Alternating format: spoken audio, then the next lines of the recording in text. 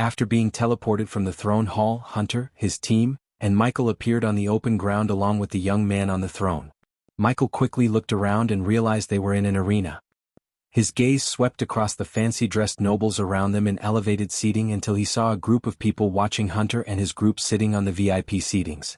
The nobles gasped in shock when they saw the black throne and the young man sitting on it. Even now, the young man looked calm and lazy, resting his head on his fist. Since there were no flames between them, Michael was able to look at him clearly.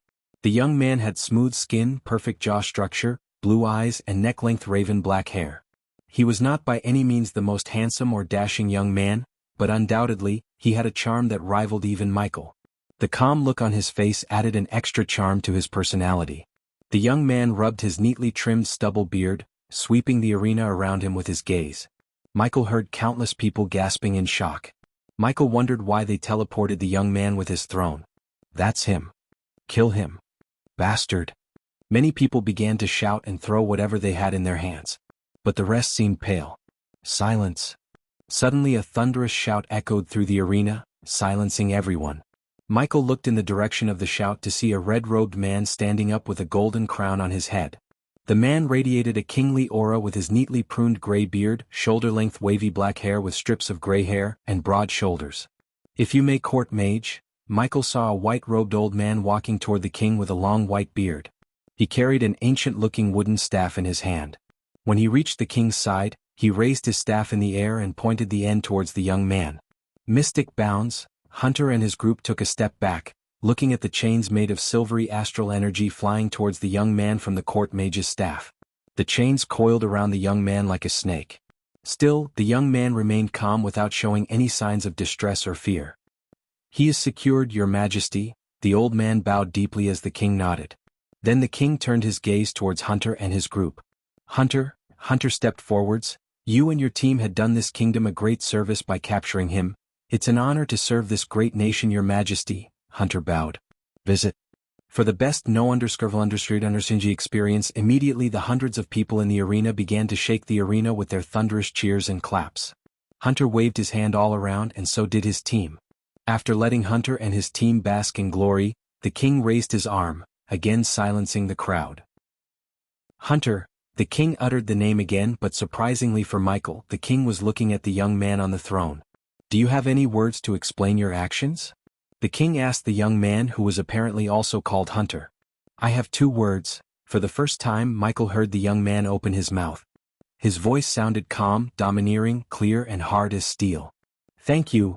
The young man stood from his throne, stretched his arms and cracked his neck. Just like Michael, Hunter also wore a black long coat with crimson-red linings. In addition, he wore a tight black shirt underneath his coat, hiding the chiseled chest and muscular abs. Hunter's words confused the king and everyone in the arena. What are you devil blabbering? The court mage growled. Haha. Hunter broke into a short burst of laughter. Court mage Alistair, I am not the devil. Hunter cracked his knuckles, disregarding the white chains around him. I am the guy that when I wake up, the devil says oh shit he's up. A devilish grin appeared on Hunter's face as he grabbed the astral chains around him. He locked his gaze with the court mage and the old man's eyes went wide when Hunter crushed the chain out of existence. Impossible. The court mage gasped in shock. The black-armored Hunter and his team quickly lost their prideful grin. The latest _IP_SODIes are on _the website. Dogzilla. Hunter near the throne whistled. Boom. Only several seconds passed after he whistled when something hit the ground a couple of inches away from Hunter's throne. Michael looked up to be surprised by a German shepherd with majestic golden wings hovering in the sky. Say hello to our little friend fuckers, woof woof. Michael raised his brows, hearing the dog cursing everyone in the arena.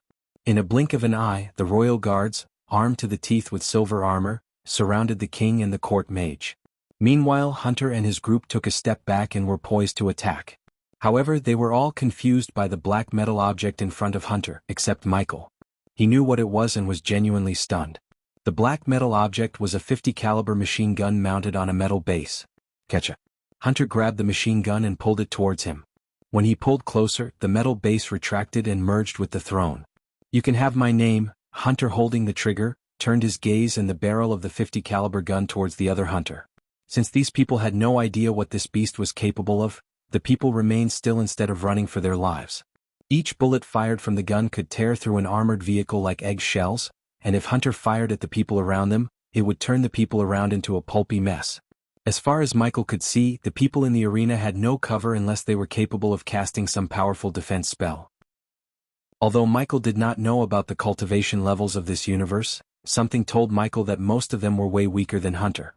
"You can dress like me." Hunter loaded the bullets into the gun, pulling the spring toward him to turn off the safety. "But you clown will never be me." As soon as Hunter snickered, looking at the other Hunter, he pulled the trigger. Boom. Hunter didn't even have time to unsheath his swords as his body exploded into a bloody mist. "Arg!" A lady from the arena screamed as loud as she could, but it was muffled by the sound of 50 caliber gun firing rapidly. Ha! Hunter laughed like a maniac as he rained bullets on everyone. Boom. Visit. For a better user experience. Boom. Boom. One by one, Hunter's team exploded into red mist before they could even react. Finally, the people in the arena snapped back to reality from their initial shock. However, it was too late for them. Hunter's body trembled because of the recoil that could dislocate a weak man's shoulder after firing the gun several times. "Arghar. Your Majesty." Hunter turned the gun around without taking his finger off the trigger towards the king. "Astral shield." The court mage Alastair immediately casts a shield, forming a white shield around the king and everyone around him. Unfortunately, the shield was not powerful enough to stop Hunter's shield-penetrating bullets. The nobles screamed, yelled, and tried to run away as the entire arena was in chaos. Yet no matter how hard they tried, they couldn't escape the bullets coming out of Hunter's gun. Hunter laughed louder after he painted the walls with the king's innards. Unfortunately, the royal guards and the court mage weren't spared either, as they were soon turned into a red mist by Hunter in a few seconds. If anyone else was in Hunter's place, Michael would have expected them to stop after killing Hunter and the king's group. However, it wasn't the case. The man raining down bullets and massacring the unarmed nobles was the deadliest man on Earth, the youngest dictator of Kingdom Blade. While Michael walked in the shadowy underworld, Hunter Blade ruled the militaristically super-developed Kingdom Blade and was feared by every single leader in the world. Even back on Earth, none of them dared to put a contract on Hunter's head. That was why Michael never put on a path to assassinate the modern-day dictator Hunter Blade. The man terrorized the world when the world had no cultivation. So Michael couldn't even imagine what he would do in a cultivation world where he seemed to have the upper hand. Hunter Blade is the MC of dictator with a badass system. How do you like this? Hunter laughed as he continued to massacre every single noble in the arena. Hunter proved to everyone in the arena why he was the most feared crime boss in the world. The king and the nobles poured their resources to mess with the wrong man and paid the price with their lives. Visit. For a better user experience without any idea that Hunter had his own version of a badass system, Michael watched Hunter destroy the arena along with every noble who rushed here to witness his death. The booming sound of the machine gun echoed through the arena, reminding Michael of his life back on Earth and the power of firearms. However, the sickening sound of the gun eventually stopped resonating after Hunter killed the last noble in the arena. Finally, Hunter took his finger away from the trigger, clapping and dusting off the gunpowder from his hands. Hunter's world was exactly like Michael's. Still, unlike Michael, Hunter built an arsenal of weapons based on the weapons he had back on Earth. This 50 caliber machine gun was one of those weapons he built with the help of the badass system. A few hours after Hunter massacred everyone in the arena, he vanished into thin air.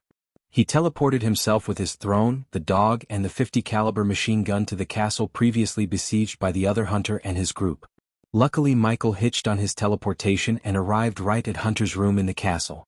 Michael's room in the dark forest was gloomy, dark, and lit with crimson-red light. On the contrary, Hunter's room was lavish, brightly lit with a grandeur chandelier, and filled with fancy furniture, including the elegant round bed in the center. The golden curtains draped over the glass windows, preventing the beautiful view of the kingdom beneath the castle. However, since Hunter's room was on the castle's highest floor, Michael could see almost the entire city of Ravenfort. The room had a mixed vibe of fantasy, medieval, and modern. The walls were painted charcoal black while the Victorian-era furniture gave off a certain charm to the room.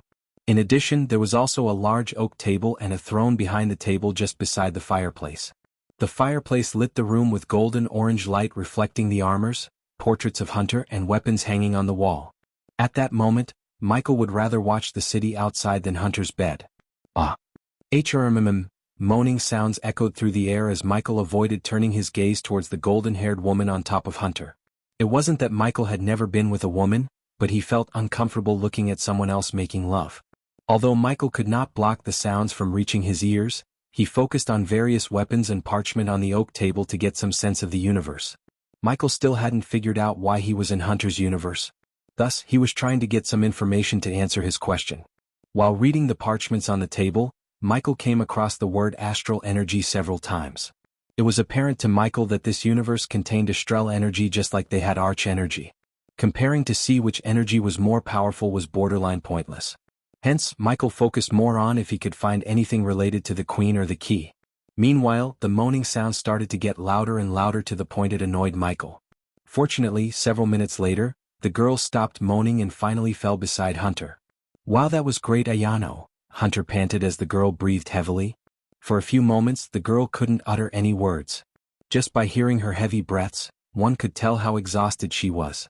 After the intense lovemaking, no one would blame her for being exhausted. "You didn't tell me where you put the prisoners, Hunter?" Ayano, the golden-haired beauty who currently laid beside Hunter half-naked under the blanket asked. "Is this your version of pillow talk?" Hunter smiled. Hunter's words made Michael chuckle a bit. Just a few hours ago, Hunter massacred hundreds of people without showing a shred of mercy. Anyone else in his shoes would have at least shown some remorse or some kind of feelings. But instead, Hunter came back to his room and made love to Ayano. He even killed a king without thinking about the consequences. However, Michael had a feeling that Hunter planned everything from the beginning. Visit. For the best no_vel_ed_Xianxia experience, unlike the other Hunter thought, they were not trapping Hunter but Hunter was trapping them, including the king. Michael didn't blame Hunter though because those nobles and the king were there to execute him. The other Hunter was literally planning to loot Hunter's castle and bed the girls in the castle. So they were not saints who didn't deserve death. It was only that Michael would have chosen an elegant way to kill them all or killed only a few prominent figures such as the king to make a statement. That was Michael's style. Hunter, on the other hand, preferred to root out his enemies no matter the cost. After reading the parchments on the table, Michael learned that Hunter may be looking to build a criminal empire spanning the entire world. He's creating a criminal underworld, Michael said to himself. Apparently, many of the parchments contained logs, information about underground pathways, and a list of criminals and corrupt officials in each kingdom. "I just want to see who dared to siege my prince." Ayano cuddled Hunter and played with his raven black hair. "Is that so?" Hunter asked with a gentle smile on his face. When he smiled, Hunter looked so gentle and kind. No one would believe it if one said he just massacred hundreds of people in cold blood. Ayano nodded as she rested her head on Hunter's chiseled chest. "Did you know they sent Hunter to hunt the hunter?" Hunter was amused, recalling how he killed one of the best soldiers Sentinel Prime had. "Really?" Ayano quickly raised her head to look Hunter directly in his blue eyes. "Yep. Where are they? I mean, where did you put them?" Ayano seemed weirdly interested in where Hunter sent his prisoners. In fact, Michael also wondered what happened to the flying man-of-war ship and who was Hunter's inside man within Dictator Hunter's organization. "There is a snake among us, Ayano." Hunter's voice turned grave. "Snake? Among us? What makes you say that, Hunter?" As the girl was expecting an answer from Hunter, he rolled to the side and picked up the bottle of wine from the table beside the bed. Then Hunter chugged the wine down his throat without even using a mug. He finished the entire bottle in a couple of seconds. "Traitors are more dangerous than enemies, Ayano," Hunter said, showing no emotion in his voice. Visits. For a better_user experience, "I love treason but damn I hate traitors," Hunter growled. "Ah, look at me." Suddenly Hunter slapped his forehead playfully. "You asked me where I put Hunter and his group, right?" Ayano nodded as Hunter rolled to the side yet again. This time he grabbed a vial with blood inside from under the bed. Hunter tossed the vial to Ayano as she grabbed the vial and looked bewildered. "That's what's left of Hunter." Hunter rubbed his chin. "It might be that dwarf or the orc. Fuck it, this was all I found at where I killed him." Michael finally couldn't keep his eyes on the table as he looked up at Ayano and Hunter. Though the latter looked calm and showed a smirky smile, Ayano looked pale and flabbergasted like she had seen a ghost. This. Ayano stuttered, her hands shivered as Hunter took a last sip from the wine bottle. "Sorry for your loss, Ayano." Hunter brushed her hair, then he tilted his head as a devilish grin emerged on his face. "Or should I say Sentinel Agent Monolith?" Hunter asked. Suddenly he just broke the wine bottle on the bed frame and stabbed Ayano in the neck at lightning speed. She grabbed her neck as blood sprayed out all over the place, turning the white sheets into red. She squirmed and wriggled frantically while Hunter stabbed her again and again until she stopped twitching forever. Softness to traitors will destroy us all. Hunter threw the broken glass away and looked at Ayano's lifeless body soaking the bed beside him. Michael was truly stunned by Hunter's ruthlessness. He was just making love with the girl a moment ago. Even the sweat on their bodies didn't dry, but he just stabbed her to death. The latest _IP_SODs are on _the website. After stabbing Ayano aka Sentinel Prime Agent Monolith to death, Hunter removed the blanket and left the bed whistling like nothing happened. He grabbed a white towel, swiped his face and flicked his wrist as all the blood on his chest vanished. While Hunter was putting on some clothes, Michael floated towards the girl and sighed. Of course, Michael didn't feel sympathy for the girl since she was actually working for the other Hunter organization and disabled the defenses. Unfortunately, she played a deadly game and lost it. When dealing with a man like Hunter, one must be utmost cautious. As a dictator, Hunter faced death threats and assassination attempts on his life on a daily basis. As a result, he gained the skill to read people and spot traitors in a few seconds. How did he end up here? Did he die and transmigrate to this world with a system? The mere thought of Hunter having a system sent chills running through his spine. The last thing this universe needed was a killing maniac like Hunter to have a system. No host. Hunter does not have a system. The system surprised Michael by answering him all of a sudden.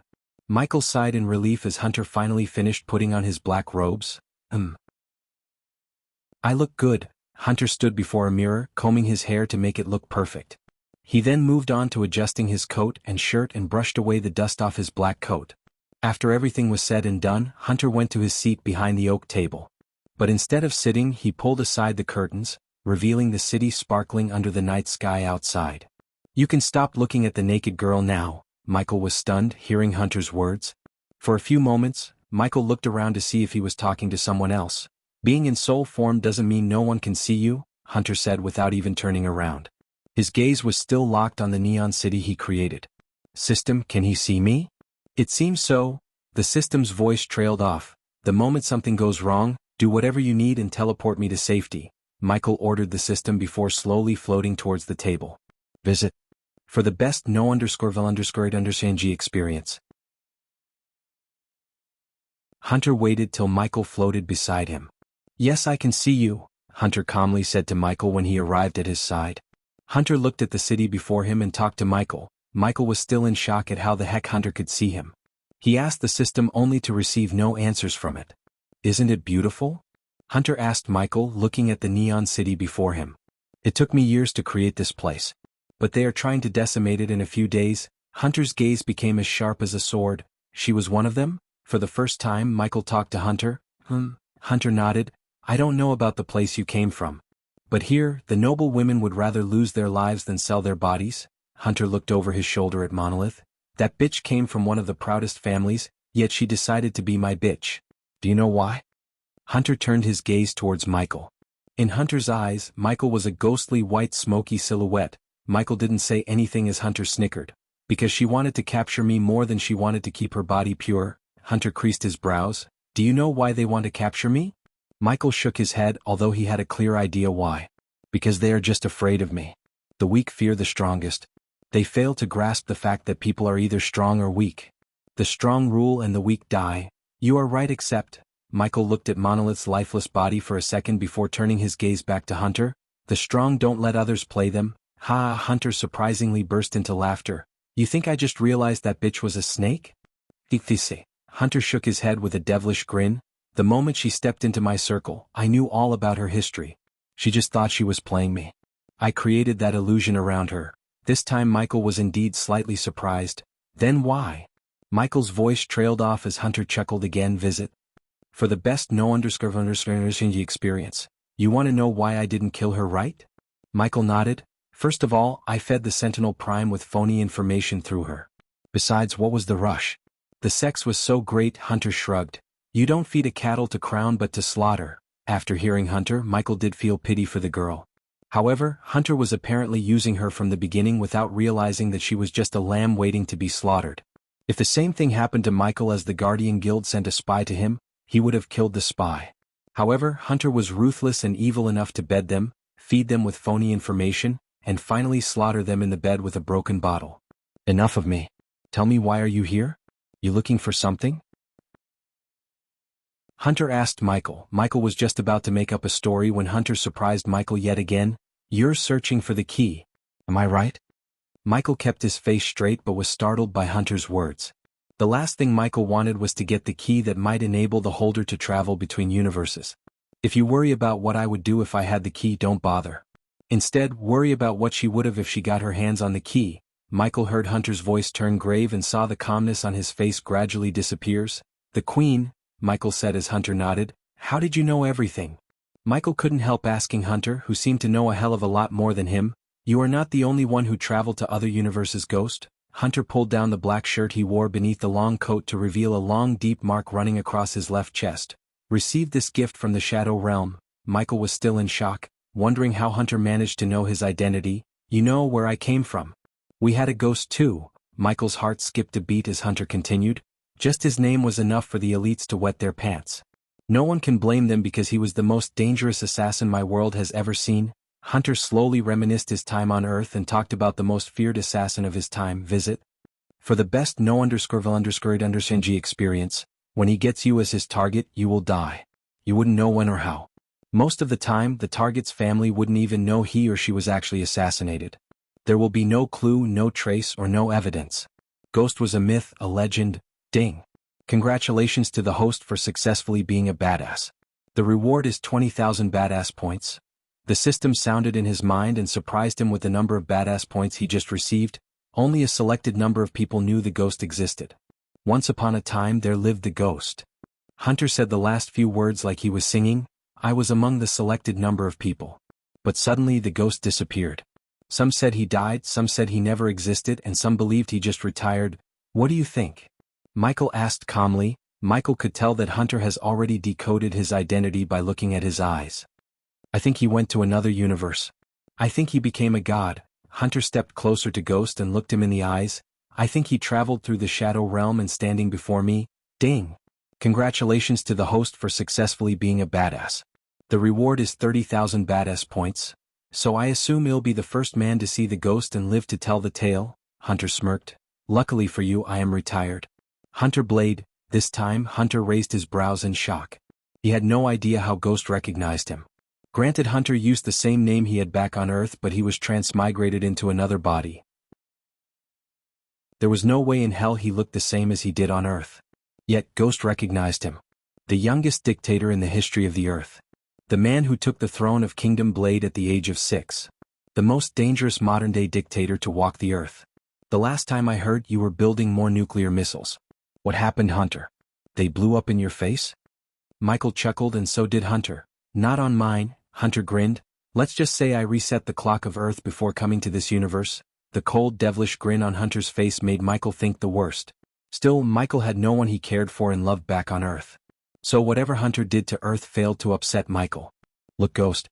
We are both from the Earth, and that makes us kinda brothers in arms. Michael chose to remain silent, so Hunter would give him more information without him asking. And just as Michael expected, Hunter talked more about the Queen and the key. We are more happy and free in our respective universes. No matter how powerful and feared we were back on Earth, it cannot be compared to what we have in our own universes. Hunter slowly turned his gaze back to the city outside and sighed. Visit? For a better user experience, but something threatens what I'm building here. The Queen, Michael said as Hunter nodded. You reek of Queen's scent, Ghost. If I am right, and I usually am, you had already come across one of her generals? Michael creased his brows. When I say generals, it's not the human generals you might have met. These abominations could end all life on a planet within a few hours. So imagine what their queen is capable of. You fought one of these generals? Asked Michael curiously, but he saw Hunter shook his head with a tired smile. I am powerful but not powerful enough to defeat the generals. In fact, neither of us could defeat them. At least not yet, and we cannot defeat the queen alone. That's why I want to help you locate the key. We can die fighting alone or live standing together. Michael pondered everything Hunter said for a few moments before breaking the silence. Hunter, how did you know everything? If you already went to the Shadow Realm, what stopped you from getting the key? I don't remember anything except killing hundreds of skinless ugly bastards. How many universes have you gone to? Hunter's answer disappointed Michael, but when he looked into Hunter's eyes, Michael didn't see any signs of Hunter lying to him. 2 including yours? You went to Etheria? Michael nodded only to see Hunter deeply exhale. Then you have one more universe to go to. The most powerful and dangerous universe of them all. Just by hearing the seriousness in Hunter's voice, Michael could draw an idea about the next universe he was about to travel to. It's where everything began, Hunter clenched his fist. Those fucking idiots, Hunter cursed the mages in his mind. Hunter deeply regretted letting the mages open the ancient pyramid. If he had known at that time the Queen's general was caged in the pyramid, he would have stopped them by any means necessary. Now he had to find a way to stop the Queen's general before it broke the rest of the shackles put by the ancient gods. Here, shoving his anger to the corner of his mind, Hunter flicked his wrist as black card with a golden lion head embossed on it appeared in his hand. Hunter tossed the card towards Ghost as Michael caught the card in midair. Surprisingly, Michael was able to touch the card despite his ghostly form. This is a calling card. With this, I can travel to the universe and you can visit mine. Remember, the card can only be used once. If the general in your world broke its shackles, use the card. They'll do the same when the time comes. Visit. For the best no_vil_underscored_ng experience, Michael looked at the card before putting it into his storage. Although Michael had no love for Hunter, he was right. With his current level, Michael didn't think he could stand a chance against the Queen's general. If his instinct were right, the Hydra might be the Queen's general in his world. Michael wondered where Hunter got the card that enabled them to travel between universes. However, he received nothing but a smile when Michael asked about the card's origin. It had become apparent to Michael that Hunter holds secrets of his own, just like himself. The next universe, tell me about it, Michael asked Hunter. Like I said, it's where everything began. At least that's what I learned in the Shadow Realm, said Hunter. You have a mark bearer with you in Shadow Realm? Hunter asked Michael. Michael nodded.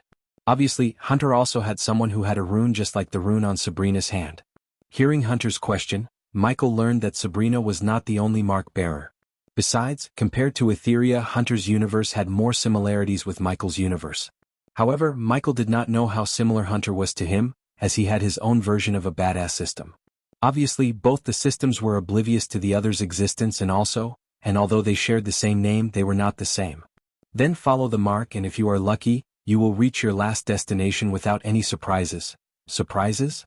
How many skinless ugly fucks have you fought until you came here? Hunter answered Michael with a question. 48, Hunter smiled, shaking his head.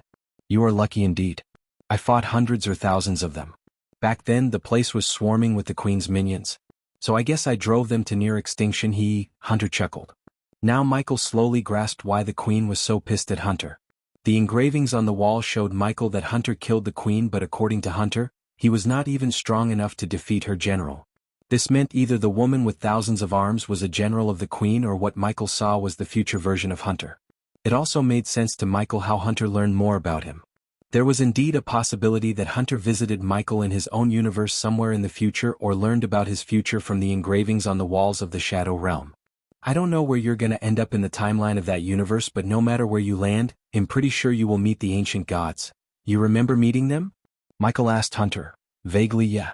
I was so weak back then, so my memories were hazy. Yet again, Michael saw no signs of Hunter lying to him. As far as Michael could tell, Hunter was either a great liar or he was telling the truth. Michael's instincts told him it was the latter. The latest _IP_SODIs are on _the website. Do you know anything about someone called Xianxia? Michael asked Hunter. Normally, Hunter wouldn't answer anyone, and he preferred to be the one asking the question. However, Hunter made an exception for Michael because he needed Michael's help in defeating the general and the Queen once the Queen waged war against his universe.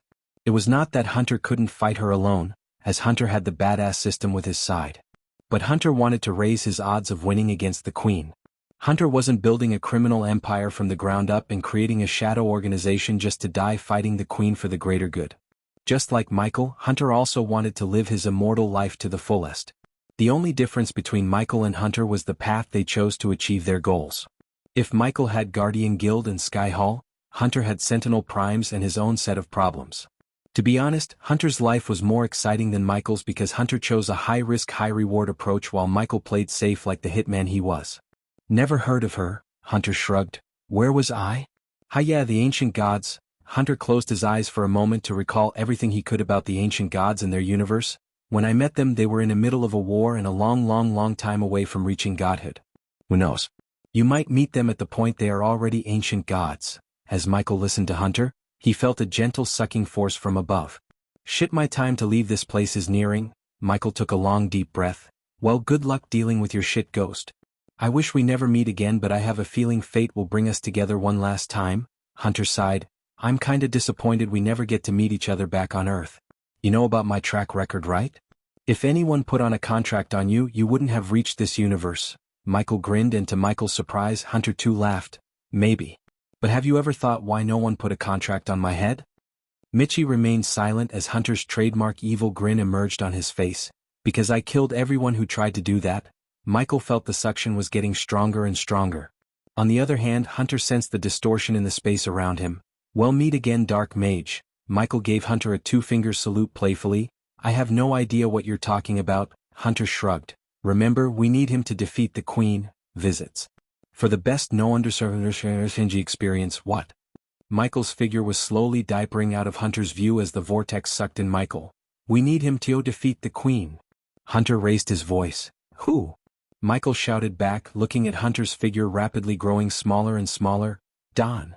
Unfortunately, Michael didn't hear the name clearly and had already disappeared out of Hunter's sight.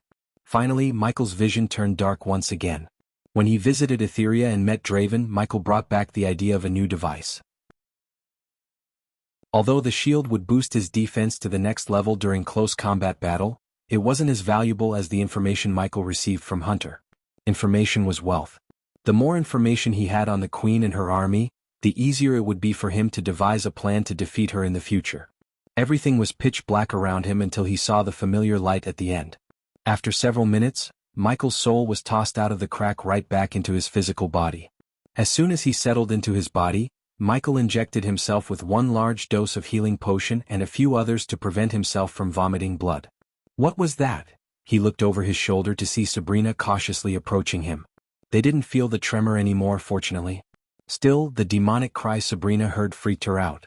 No idea. Michael lied because Sabrina had no need to know about the other universes and what he learned in Etheria and Hunter's universe. The sooner we find the key, the better, Michael said. For Michael, it felt like he had gone for hours. However, not even a couple of seconds passed in the Shadow Realm. Hence, Sabrina didn't feel anything weird except he looked a little pale in her eyes.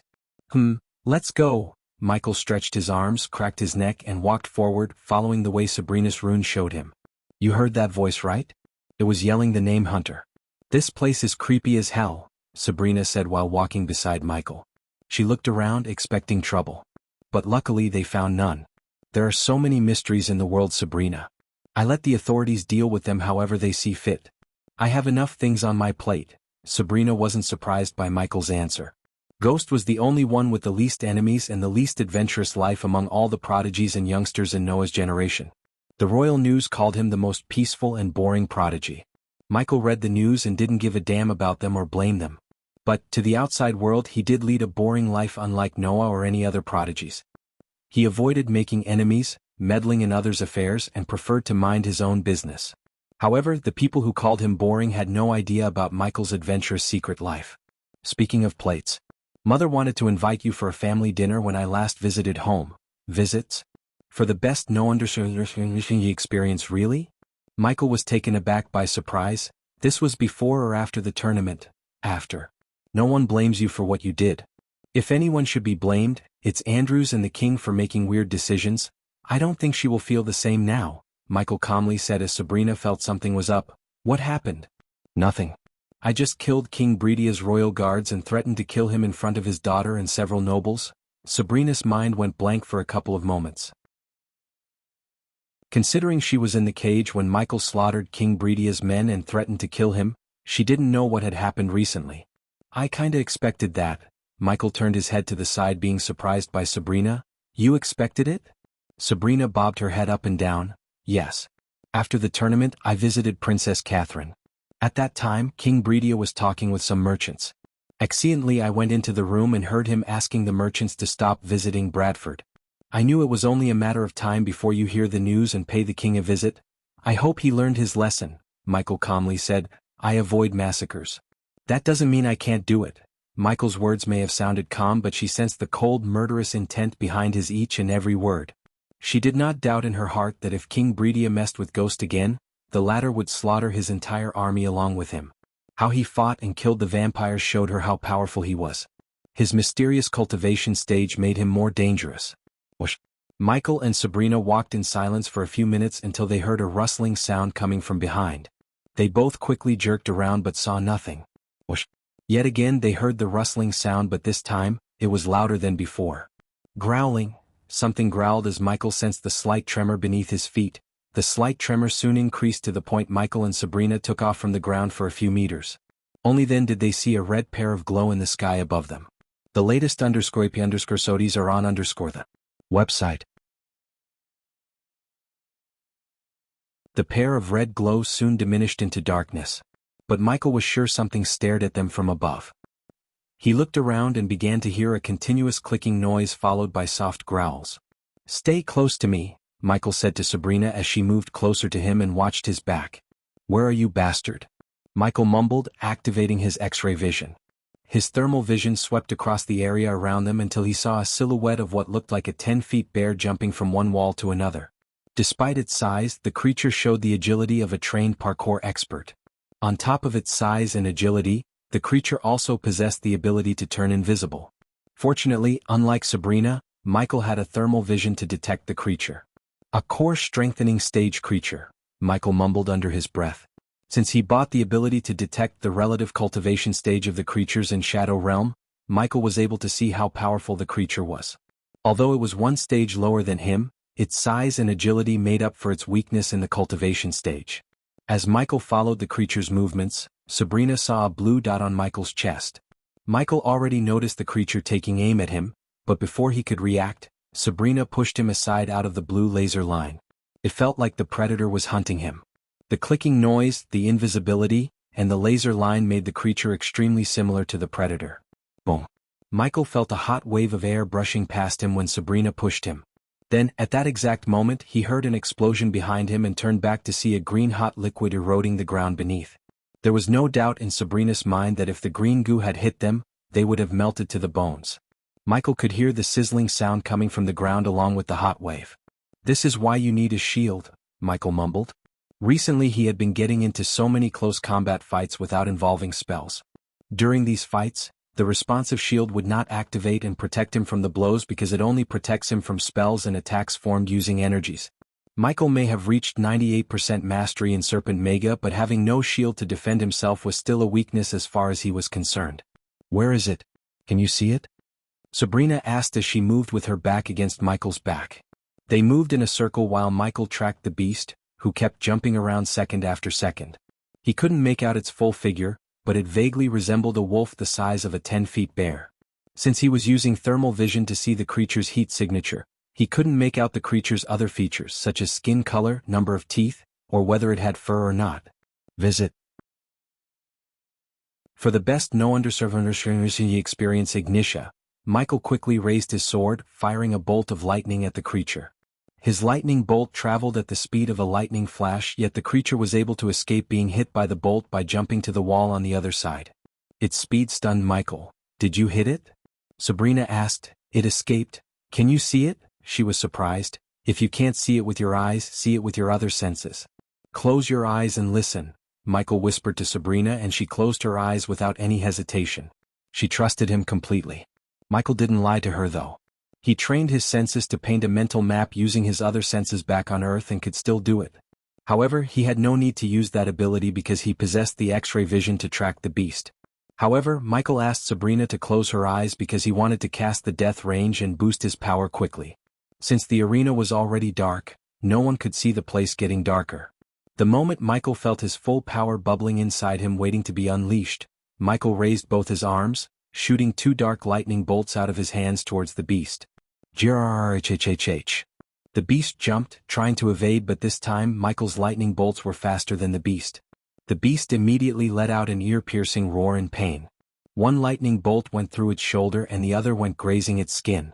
Michael quickly turned off his thermal vision to see luminescent blue blood trails on the wall. The blood trail was leading them further into the path before him. The blood was the first colorful thing he had seen in the Shadow Realm so far. Until now, everything else looked black and white.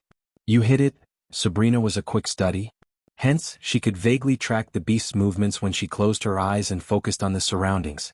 After the beast roared, Sabrina abruptly opened her eyes to see the blood trail.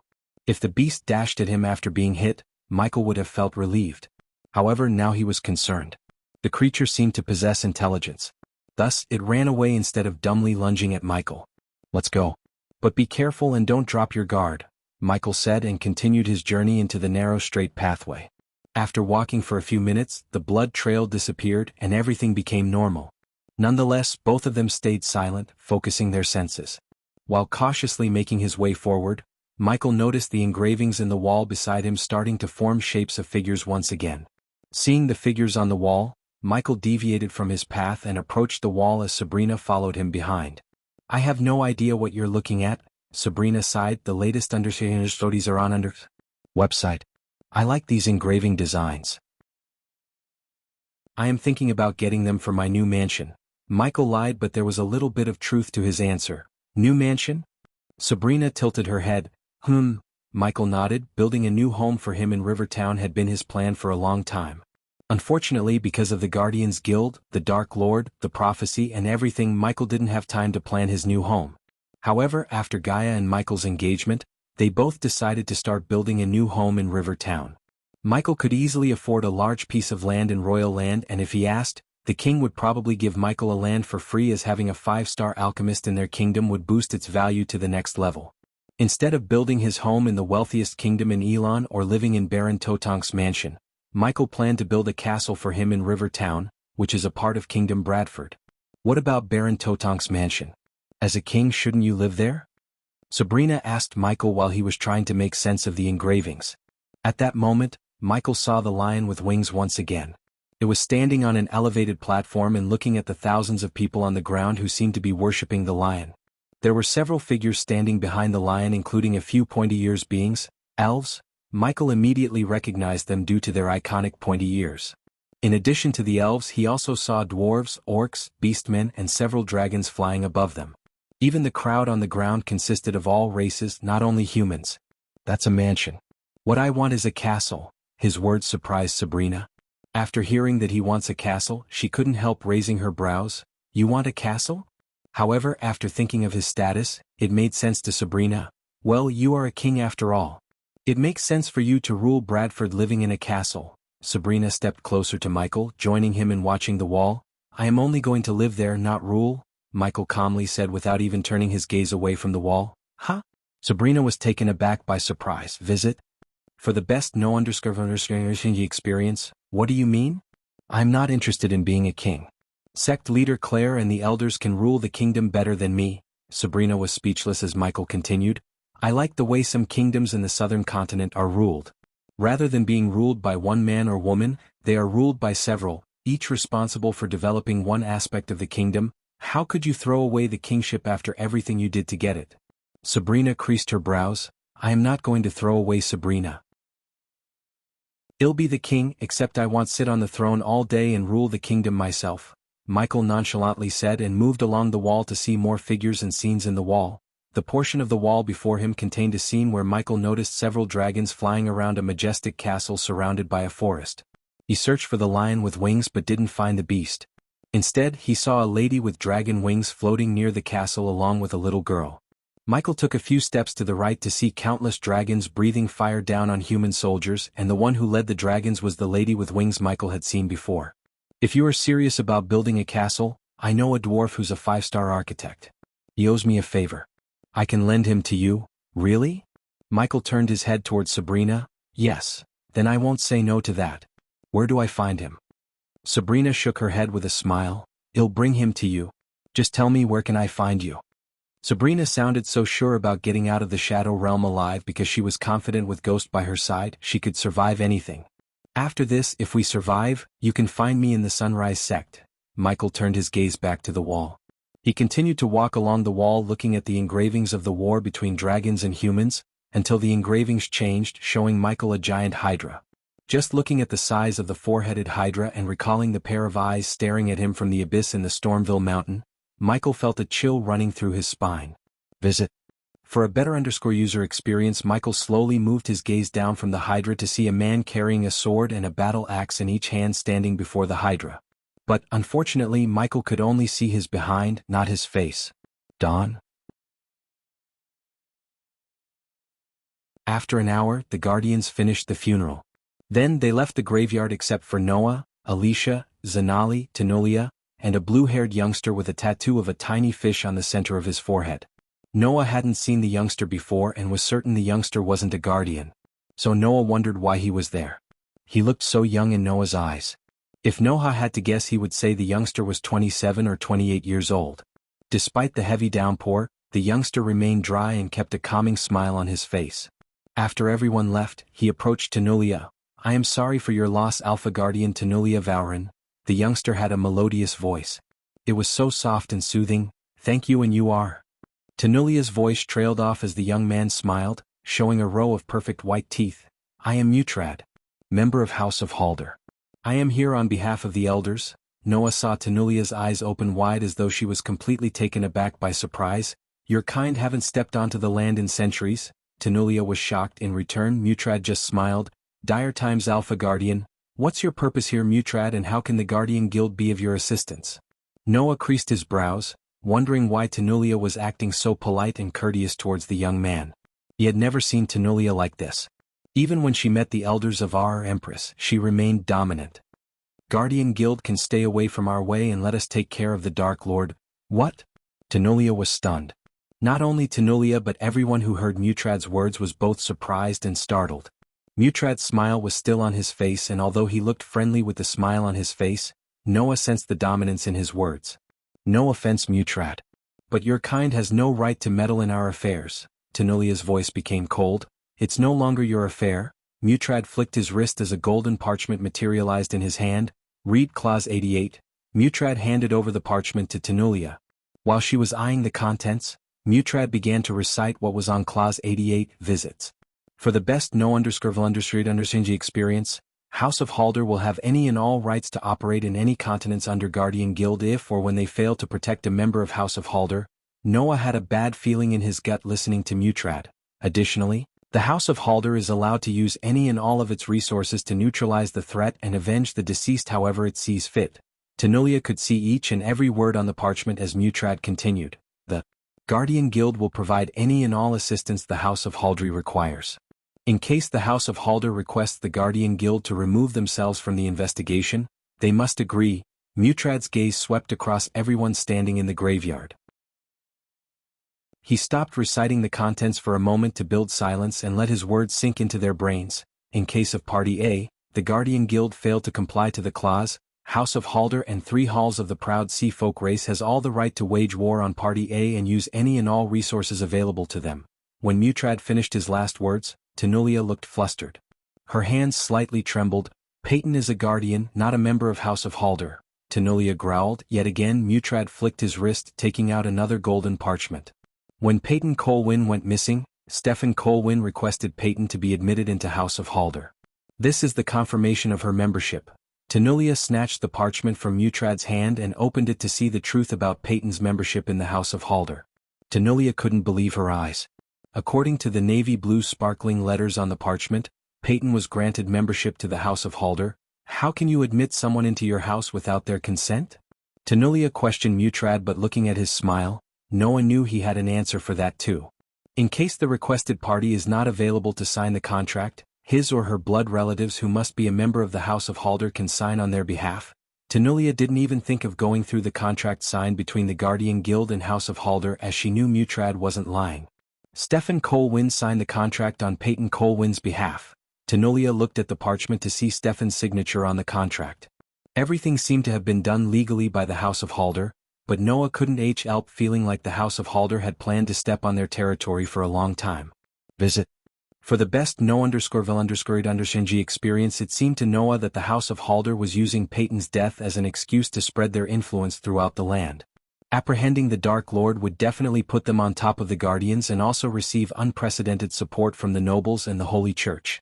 "Teacher," Noah called for Andreas in his mind as he saw no way to prevent the House of Halder from taking away the case of the Dark Lord from them. "You have to become a member of the House of Halder, Noah. That's the only way we can find the Dark Lord without facing the full wrath of Halder and starting a war against 2 great clans." Andreas' grave voice sounded in Noah's mind. We will give you a week of time to hand over everything you have on the Dark Lord and sort out your affairs. Mutrad waved as the two parchments disappeared from Tanulia's hands. I assume we will get your full consent, Alpha Guardian? Tanulia burned in anger as she felt like chopping Mutrad to pieces. But deep down she knew he was just a messenger.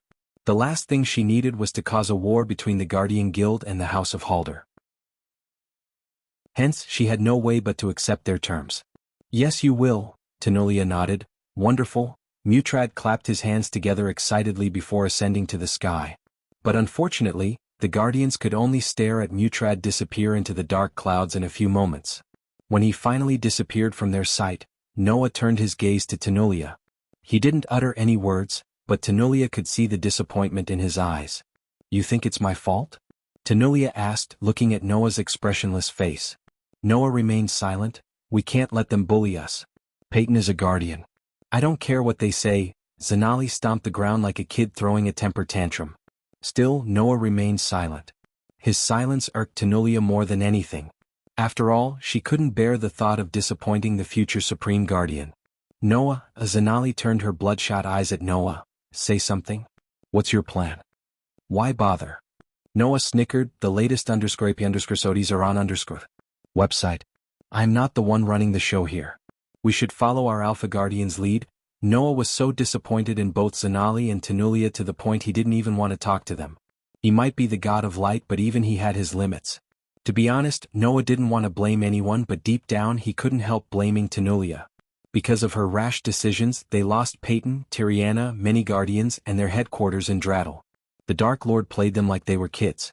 Noah lost count of how many times he told Peyton, Tanulia, and Zanali not to underestimate the Dark Lord.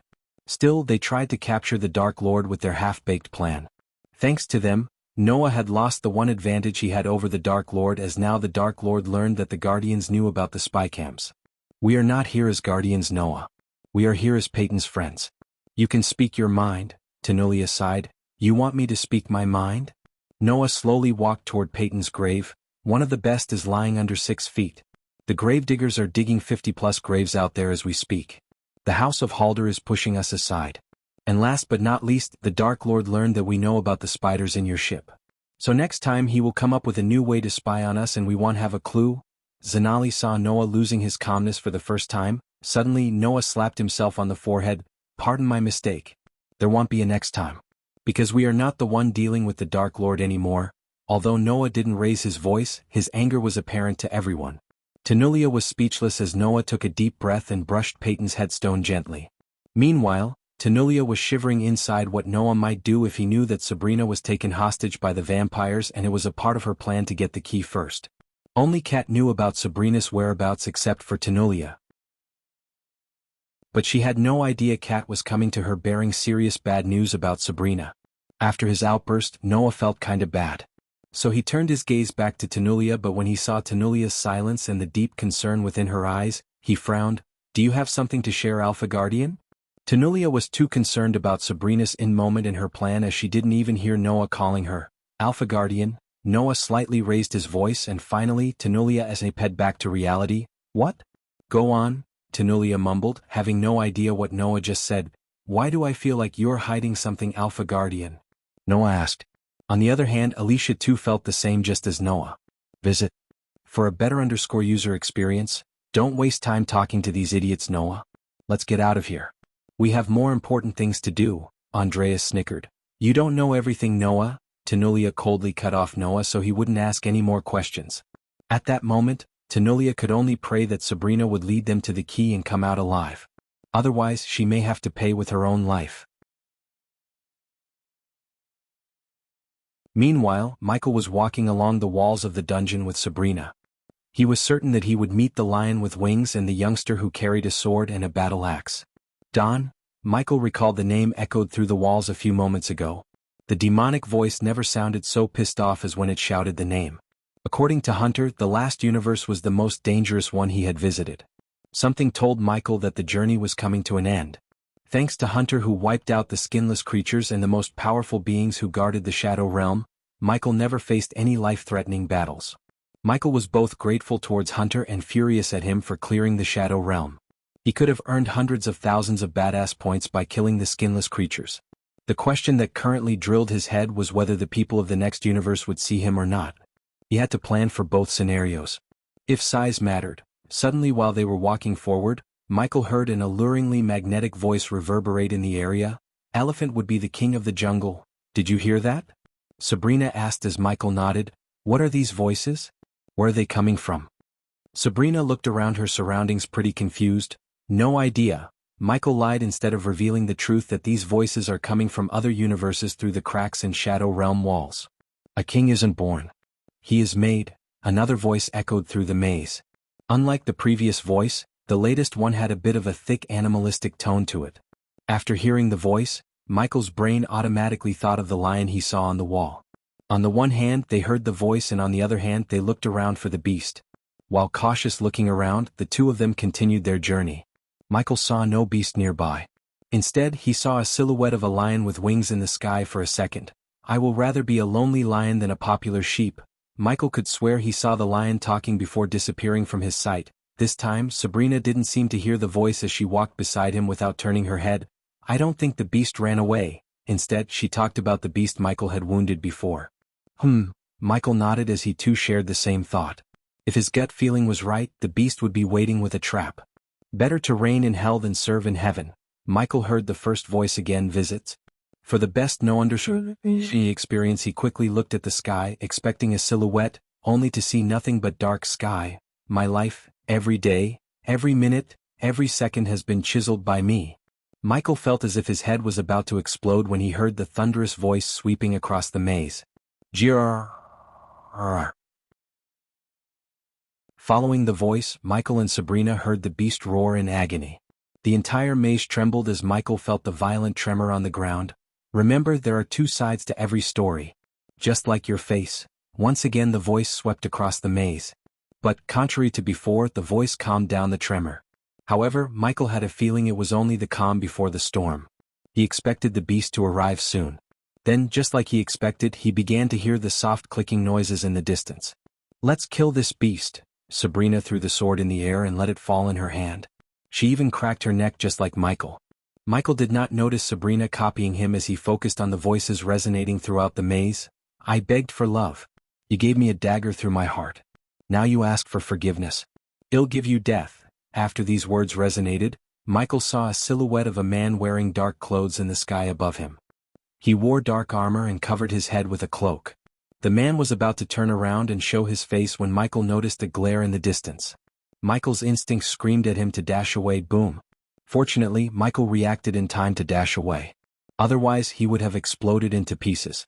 When he turned around to see where the explosion was happening, he noticed a meter-wide crate on the ground a few meters away from him. In a blink of an eye, another glare appeared in the distance. Before dashing away, Michael looked up at the sky to see the silhouette slowly fading away. Michi was kinda disappointed that he couldn't see the face of the young man, and he got annoyed by the beast firing fireballs at him from a distance. "I had enough of this," Michael growled as he paced up forward with the clear intention to brutally murder the beast. Sabrina ran behind him while avoiding the fireballs. "Visit? For the best no understanding experience." The beast roared as loud as it counted, but surprisingly, the roar sounded like the beast was screaming in pain rather than roaring in anger. Michael immediately felt something was up as he halted his pace. "Why did we stop?" Sabrina asked Michael with a confused face. "Listen, Sabrina focused her hearing and heard the beast roar. "Focus," Michael whispered as she closed her eyes and focused on the roar.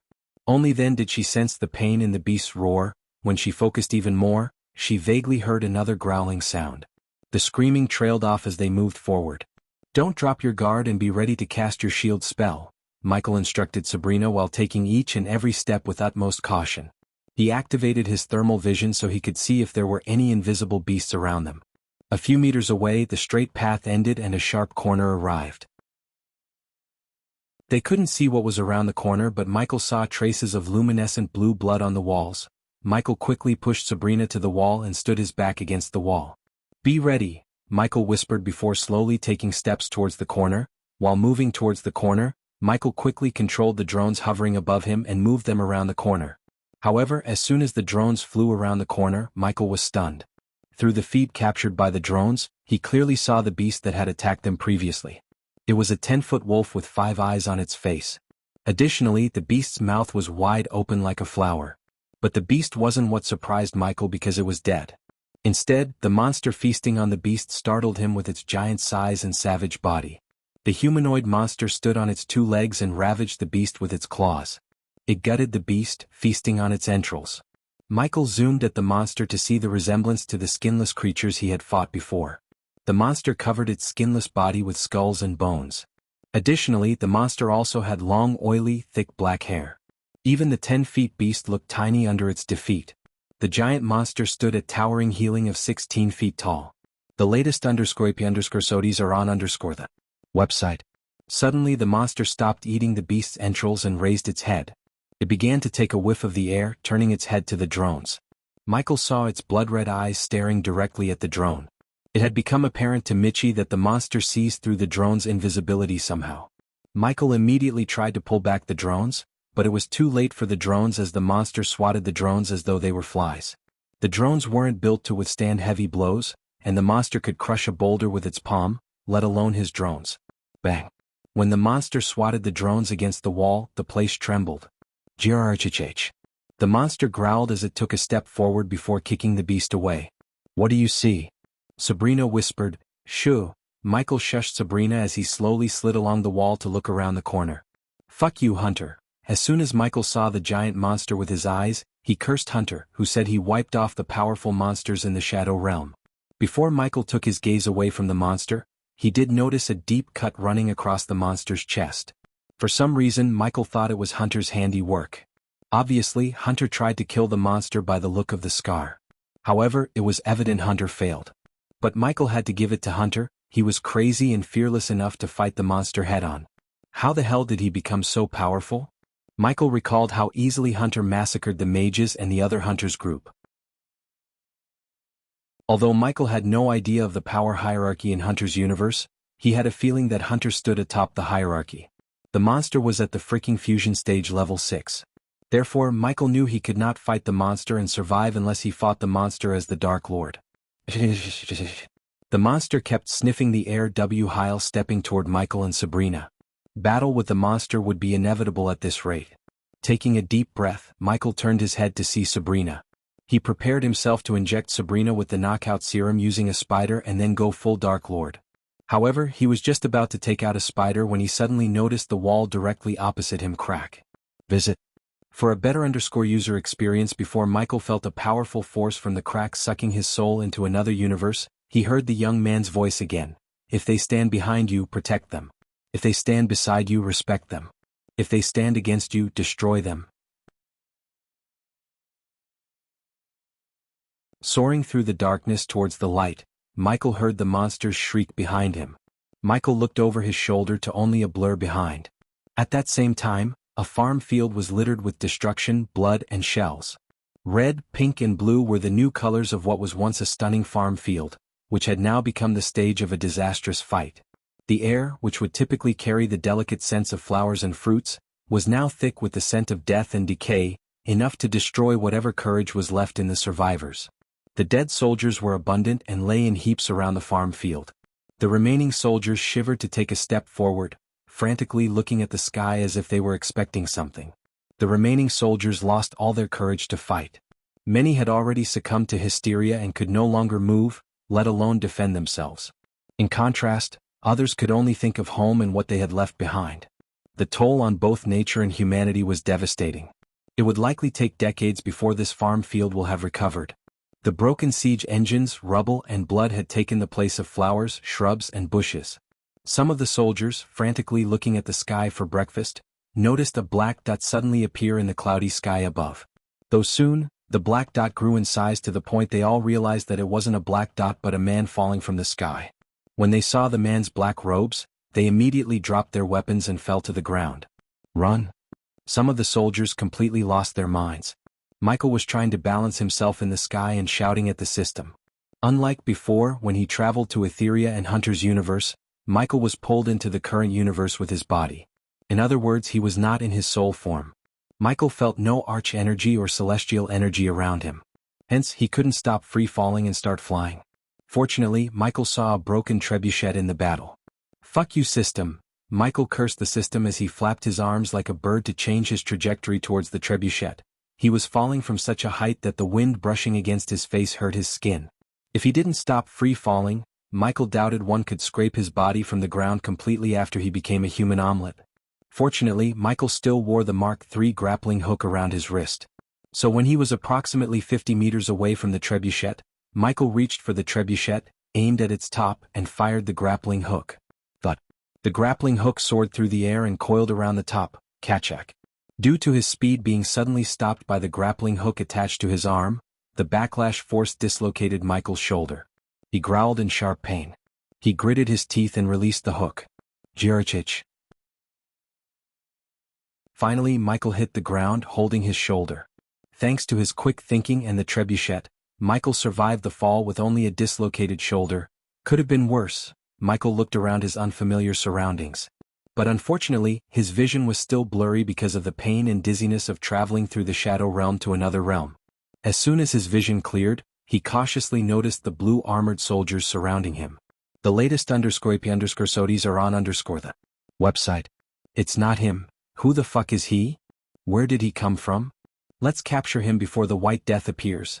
The soldiers slowly stepped toward Michael, tightly clenching their weapons. Whoa, guys, slow down. Michael stepped backward, holding his shoulder. He was startled by how powerful these soldiers were. Each of them could fight a soul-refining stage level 5 warrior from Michael's universe. At least 60 soldiers were surrounding him. Despite his shock, Michael kept a calm face. System, it's not the right time to go silence, Michael growled in his mind. However, no matter how many times he summoned the system in his mind, it didn't respond to him. Look at the way he's dressed. All black. What if he's related to him? Michael saw a soldier stutter. Exactly. If he's related to him, we can take him hostage and bring him to His Majesty. Guys, don't do anything you will regret in the future. Michael calmly warned the soldiers as they quickly took a step back from him. Whoosh! As they were reluctantly staring at Michael, whether they should approach him or not, Michael saw 2 warships soaring through the sky from north and south. The warships were no different than the frigates in Michael's universe, except these 2 ships were flying in the sky. The ships are here. Suddenly, the soldiers screamed in joy as Michael noticed several of them cry out loud. Most of them dashed away from Michael, shooting towards the ship from the ground like rockets. Meanwhile, some soldiers still stared at Michael without moving an inch. What are you waiting for? Come. Some soldiers shouted at those surrounding Michael. They cared for their lives more than capturing Michael. After all, they came with 1,000 strong, and only 50 or 60 of them survived the onslaught. The White Death single-handedly wiped out the majority of them. White Death would have killed all 1,000 if it weren't for their mage. I'm catching this guy and avenging my brothers. Slow down, guys. Michael squeezed his shoulder, preparing himself to fix his shoulder as he saw no way out without fighting. The soldiers who landed on the airships quickly threw out ropes for those who couldn't fly to climb up. Then the ships hovered in the sky, waiting to pick up the survivors. Visit. For the best no-understanding experience, let's go. One soldier shouted at another one. Let's get the fuck out of here before they come. No, these ships are built to last against them. They can't destroy them. Michael had 0 clues about what they were talking about. However, one thing was sure, those who slaughtered the soldiers can't damage the ships. At least that is what Michael heard from the soldiers. However, the sound of thunderclaps suddenly swept through the area as the sky grew darker and darker. The wind howled like a wolf as flashes of lightning flashed across their eyes. Shit, he's here. The soldiers who tried to capture Michael courageously lost their willpower completely. Boom. When another thunderclap reverberated throughout the battlefield, they dropped the swords and spears in their hands. Michael looked above to see clouds dark as his robes were gathering in the sky. Their surroundings turned ominous darker, with lightning flashing across the area. Boom. Suddenly, when the soldiers were about to turn around and run, a thick dark bolt of lightning hit the ground between the 2 ships. Everyone, including Michael, couldn't help closing their eyes due to the bright flash. When they opened their eyes, Michael saw the young man adorned in dashing black armor, covering his head with a cloak standing at the place where the lightning bolt hit. Without a doubt, Michael knew he was the same young man he saw in the engravings and in the sky as a silhouette in the shadow realm. It's him. God. No. The soldiers were thrown into pure chaos when he appeared, and the soldiers surrounded him just collapsed to the ground in utter fear. Whoosh. The moment the soldiers atop the ship saw him, they screamed as the 2 ships began to move. After that, they did not bother to wait for the soldiers on the ground anymore. However, the black-robed young man grabbed the ropes with each hand. The latest _sodies are on the website. The ships trembled as they slowly moved away on opposite sides while the young man coiled the ropes around his fist and began to pull them closer. Seeing this scene, Michael raised his brows. Ketcha. Since the soldiers were focused on the man, Michael gritted his teeth and jerked his shoulder, fixing his dislocated shoulder, which released a sickening crushing sound before setting in right. After setting his shoulder, Michael grabbed a soldier by his collar and picked him up from the ground. Who is he? Michael shook the terrified soldier. Don, the soldier stuttered. So he is Don. Michael let the shoulder go as he turned his gaze back at Don. When he was in the shadow realm, the demonic voice screamed the name Don. The thunderclouds rumbled as Don pulled the ropes closer and closer. Michael's muscles ached just by seeing Don pulling two ships together with his raw strength. Don's arms trembled as he moved his head upwards. Only then did the cloak covering his head slide down, revealing his face to Michael.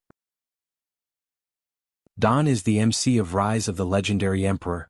His raven black hair was just long enough to touch his lower neck and fluttered in the wind. He had a stubble beard a few inches thicker than Michael's, and despite the monstrous task he was performing, his face showed no signs of pain. Michael could see Don's biceps screaming to tear out his black armor, which seemed to have been made of a material resembling Kevlar. Don wasn't the most handsome but rather looked no different than the next-door guy.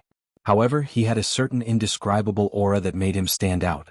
Inch by inch, Don pulled the two ships together while the soldiers atop the ships tried to cut off the ropes.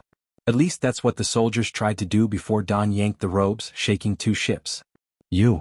Michael finally heard Don speak, and his voice sounded more dominant and hard as steel than it did in the Shadow Realm.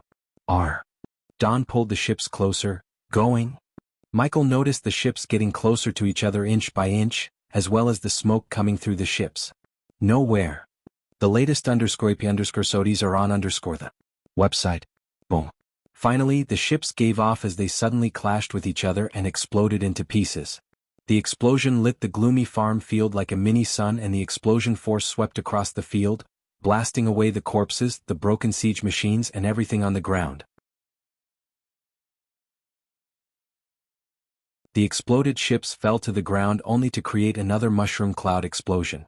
Michael was blasted away by the force, and he landed on the mud after flying for at least 10 meters like a kite without an anchor in the storm. Grr, Michael growled, feeling the aching pain in every single part of his body. He injected himself with the healing potion, but it did not heal his body at all. I hate this place. Now Michael realized why Hunter said this universe was the most dangerous one of them all. Being in this universe with his body made him vulnerable. Only if he had access to arch energy or celestial energy, he might have hated the place less. After picking himself from the ground, Michael leaned on the broken trebuchet beside him and took some deep breaths. Boom. Once again, a thunderous explosion swept across the area, but fortunately, it produced less force than before. Still, the blast happened where Don was standing. If any normal human being was caught in the explosion, they wouldn't survive in a million years. However, Michael knew Don was not a normal human being. After all, he just saw Don bring down two frigate-sized ships from the sky with his raw strength. Although Don used battle energy to enhance his strength, no one could have done the same even if they had battle energy running through their veins. Instead, it required an immense amount of raw power to bring down the ships. Michael would have chosen to sabotage the ships from within, but something told him Don had no choice. All those who survived White Death died in the explosion, and the rest who didn't get on the ship lay around the farm field without moving an inch. The fire burnt many of them, and Michael doubted they would survive for much longer. He couldn't care less about them. Those soldiers tried to capture him. Hence, Michael felt no pity for the soldiers. Instead, Michael looked around the farm field, taking his gaze away from the raging fire where Don was standing. Michael would have gone into the fire if he had his powers. If he tried to get near the raging hot flames now, he would be melted like a candle. Even standing several meters away from the explosion site, he sweated as he was inside an oven. As he was breathing heavily, Michael heard storm clouds rumbling in the distance. Surprisingly, the thunderclaps sounded so close to Michael. He quickly looked above as he felt like the sound was coming from above him. The moment he saw the sky, he felt a chill running through his spine. At that point in time, a vortex appeared in the sky, and Michael noticed the monster peeking through the vortex head first. Holy fuck! Michael shouted as he frantically looked around. His mind told him to prepare for a fight instead of waiting for someone else to come and save him. Therefore Michael looked around to find something. Since he lost the arch energy, it was doubtful the monster would still possess any arch energy to fight. The only advantage the monster had over him was its superior size. If he could repair the broken trebuchet beside him, he could fight it without using spells. While limping towards the trebuchet's broken pulley system, Michael wondered how the hell the monster could travel from the Shadow Realm to here. Visit. For the best no_vel_ed_Xianxia experience, to be honest, Michael thought only he could travel between realms. But he was proven wrong when the monster crawled through the vortex in the sky. The monster's head was out and it was squeezing the rest of its body through the vortex. While it was squeezing through, the monster noticed Michael with its big eyes. As a result, the monster screamed with pure hatred and anger. "What the hell did I ever do to you?" Michael showed the monster his middle finger and picked up a few broken planks as well as some metal pieces from the ground. The monster screamed as loud as it could, and its roar sounded louder than the thunderclaps themselves. Michael quickly rushed his word as the monster seemed more pissed off after he showed his middle finger. "System, you fuck. Where are you?" He tried to summon the system, but once again he received no response from the system. The last time the system went offline was when it screamed something about omegas. So Michi wondered if the system's unresponsiveness was related to the omegas. Michael didn't completely blame the system as he knew the system wouldn't go offline suddenly without reason. Still, he was pissed at the monster coming to kill him and he had no one to blame. Inch by inch, the monster crawled out of the vortex. But suddenly, the monster screamed as it dashed out of the vortex, finally coming out. The monster began to fall from the sky. Michael wished the monster would break its legs or die when it hit the ground. However, the monster's superior size would save it from dying instantly. Besides, unlike Michael, the monster was falling from a lower height. Michael rushed to fix the trebuchet. The only thing that could save him from the monster was the trebuchet. Deep down he hoped Dawn would come out of the fire, yet when Michael looked over his shoulder he saw no one walking out of the fire. Boom. Finally, the monster landed on the ground, creating a large crater-like meteor. Michael started at the crater without batting an eye. After the vortex disappeared from the sky, he heard no sound except the whistling wind and thunder rumbling. However, soon Michael saw the monster's hand as the monster climbed out from the crate. The monster was 16 feet tall and several feet wide. Michael looked small compared to the monster, and even the trebuchets looked tiny. GRH. The monster growled as its gaze swept across the battlefield until its gaze stopped at Michael. Then, locking its eyes with Michael, the monster exhaled, letting a puff of smoke out of its nostrils. Visit. For a better user experience, the monster slowly lifted his hand, pointing its finger at Michael. "Damn it, what did I do?" Michael cursed his luck. "I need fire." Thanks to his inventor skills, Michael found a way to fix the trebuchet with what he had. A couple of planks, metal pieces and some torn clothes. Unfortunately, he needed fire but couldn't summon his dark flames. Meanwhile, the monster began to walk towards its target, growling. Each step of the monster caused a tremor and produced ominous pounding sounds. Michael frantically looked around to find a flame, but there was only one fire source on the battlefield, the place where Dawn brought 2 ships down. Well, fuck it. Michael threw the planks and metal pieces in his hand to the ground and began to rush toward the fire. He hoped his robes would protect him against the fire, and even if he did get burned, he could heal himself when he returned to his universe. The monster noticed Michael limping towards the fire as it started to speed up its steps. The monster closed the 100 or so meter distance between them in a couple of seconds, and soon, it reached a hand-reaching distance from Michael. Boom. However, when the monster tried to grab Michael, the monster awkwardly flew back before crashing down like a broken airplane. Michael heaved a sigh of relief as he looked over his shoulder to see an object soar through the air. Michael closed his eyes for a second, replaying what just happened in his mind. The monster was chasing him and something came from the fire and hit the monster in the chest, sending it flying. He replayed the scenes again to recall what hit the monster. A warhammer.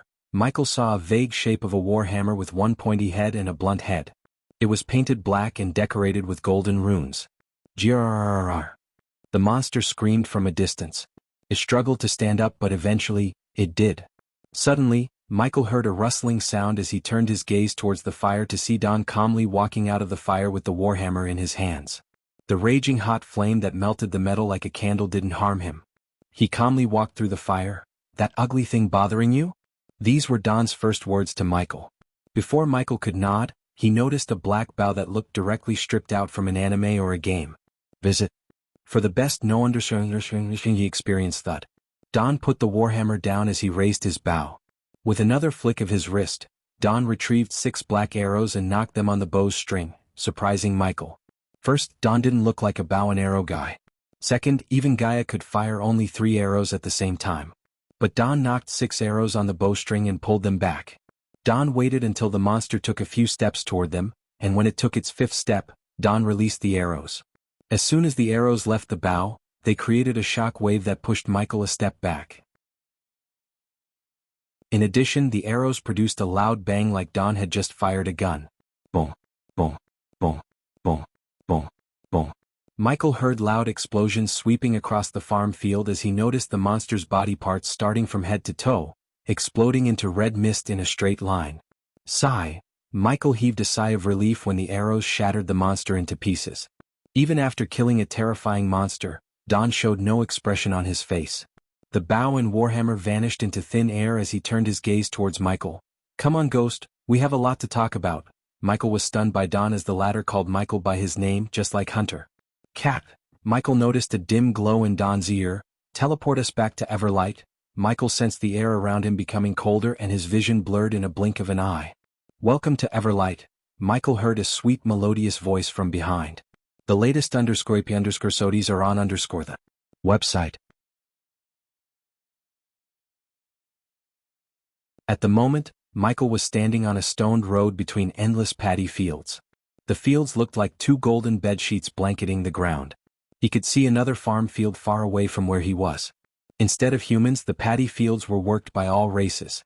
He was surprised to see the dwarves, elves, orcs, beastmen and humans working together, and looking at the smiles on their faces, he could tell they were joyful folks. To be honest, Michael was stunned. The sight around him was too beautiful. The sweet smell of paddy and the sound of the fields dancing in the wind soothed his soul. His momentary bliss was abruptly cut short when he heard a melodious voice from behind. Only then did Michael realize that Don wasn't there. He slowly turned around, only to be stunned by the elf standing in front of him. She was beautiful, no, she was an angel. Her golden hair made the golden paddy fields pale in comparison.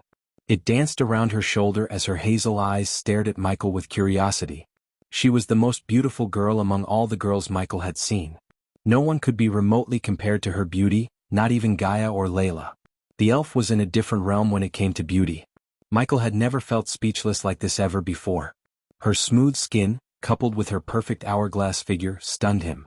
The emerald green robe she was wearing perfectly complemented her tall, majestic body. You must be the Otherworlder, she smiled slightly, making Michael's heart skip a beat. But Michael quickly snapped out of being mesmerized by the beauty. Otherworlder? Michael questioned, where are my manners?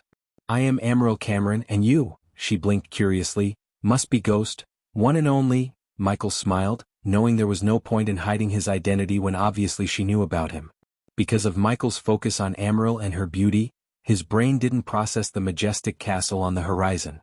The castle tower stood way above the clouds while the magnificent waterfall behind the castle helped the sky form a beautiful rainbow across the castle. The scenery looked stripped straight off from a fairy tale book. Michael had never seen such a huge castle in his life. Countless round towers formed a protective barrier all around the castle and they were all connected by lower, chunky walls made of gray stone. Just as the towers, countless windows scattered here and there in the walls asymmetrically, along with asymmetric crenellations for archers and artillery. Compared to the castle of Everlight, the Guardian headquarters looked like a shabby house. The farmers working the fields waved their hands with full smiles at Amaryl as they walked towards the gate. The castle ground was guarded with great metal doors, a regular bridge and large crenellations. As they were walking towards the castle gate, Michael noticed a group of elven and human girls approaching them with buckets full of flowers in their hands. When they saw Michael, they stopped gossiping as they just stared at him without batting an eye. Visit. For a better user experience, Lady Amaryl. They quickly bowed and greeted Amaryl. Didn't I tell you to call me Amaryl when Night and Dawn are not around? They let out a reluctant smile as Amaryl noticed some of their gazes on Michael. Each and every girl in the group was pretty enough to rival the most angelic beauties in Michael's world. Lady Amaryl, one of the elves threw a glance at Michael. He is our guest. So behave yourselves. Oh. The girls pouted as Amaryl and Michael continued their journey towards the gate. How may I address you? After the girls walked past them, Michael asked Amaryl. Amaryl works just fine. Since you are not from this world, it'll be awkward for you to call me Lady Amaryl. Also, who knows what you are in your own world? Heck, you might even be a king. It was evident to Michael the elf was chatty Cathy. She talked non-stop, and Michael could sense she had so many questions in her mind to ask him. Otherwise, she wouldn't look at him so often in the corner of her eyes. Rest assured, I am not a king. Do you know anything about me besides my name? How did you even know my name? How else? Knight told me. In fact, they have been expecting you for some time, Amaryl surprised Michael. It's unfortunate you appeared in the middle of a battlefield. What happened back there anyway? Don wouldn't leave his training ground so easily. Instead of telling Aurora to meet you, he himself personally went there. You must be pretty important to him. Where is he? Asked Michael. Must be with Knight or went to bring back Aurora. Don doesn't like when Aurora goes on a killing spree, Amaryl sighed. Killing spree? All those people, were they killed by one person? Michael was shocked because even the scared soldiers were at the soul refining stage. The battlefield was littered with dead bodies, and Michael saw at least hundreds of bodies. If they were all killed by one person, they would be at least the fusion stage or half-immortal stage. While talking to Amaryl, Michael noticed the two guards flanking the castle gates. They were in full black metal armor covered from head to toe. Surprisingly, they all wore a cape that looked more than just a cloth. Noticing Amaryl and Michael approaching the gate, the black-armored soldiers pushed open the gates to reveal the castle grounds. Just like Michael expected, the castle grounds were artistic and ravishingly beautiful.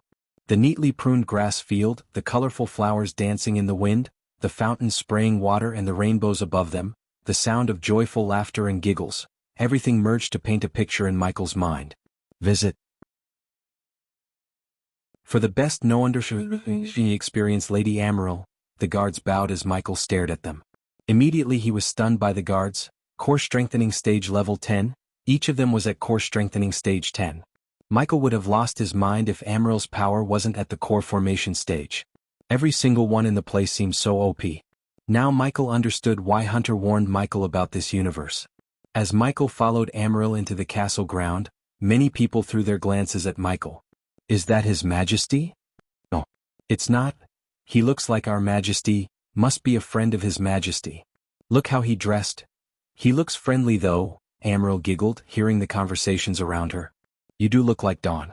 Dressed in all black and wielding two swords, Amaryl climbed the stairs leading to the throne hall and said to Michael, but you seem to smile more, unlike our Dawn. You have a better chance of seeing the sun rise in the west than seeing Dawn smile. Amaryl didn't hold back as she talked. To be honest, Michael liked the girl. She seemed so pure and good-hearted. He didn't feel any bad vibrations from her. When can I meet Dawn? Michael asked, climbing the stairs with her. Soon. But first we have a feast planned for you. So you will eat and enjoy our Everlight hospitality. Then you boys can play whatever you want. To be honest, Michael was kind of hungry and smelled something delicious in the air. Since he had no arch energy in the universe, he felt hungry and exhausted. Thus, Michael wanted to eat something and get his strength back. Who knows when the system would come online and he would get back to the Shadow Realm. Besides, unlike when he visited other universes, he was in his physical form in Dawn's. So he wanted to make the most out of this trip. Visit. For a better user experience, so if you don't mind me asking, do you have any lion with wings here? As soon as Amaryl heard Michael, she stopped climbing the stairs and burst into melodious laughter. Ha ha! Michael creased his brows as Amaryl punched him on the shoulder playfully. Lion with wings, he. I never heard someone call Knight lion with wings in a long time. Finally Amaryl stopped laughing and resumed climbing the stairs. You will meet him soon. He just left to kill the king of Valencia. He will be home for lunch, she said so casually, like killing a king was not a big deal. Even for Michael, killing a king would bring him unwanted risks and dangers to him. Yet these people of Dawn seemed to care less about threats. Maybe it was because all of them were so OP. Finally, when Michael climbed almost 50 steps, he was welcomed by the majestic throne hall. Lustrous braziers enclosing each of the 6 basalt columns lit up every part of the throne hall, allowing shadows to play and dance where light could not reach. The large mirrors on the layered ceiling danced in the flickering light. At the same time, statues of Dawn and Night looked down upon the gray wood floor of this extravagant hall. A verdigris rug ran down from the throne for a few meters before ending, while ribbon banners with golden tufts dangled gently from the walls. Between each banner hung a lantern. They've all been lit and illuminated the mosaics of various persons below them.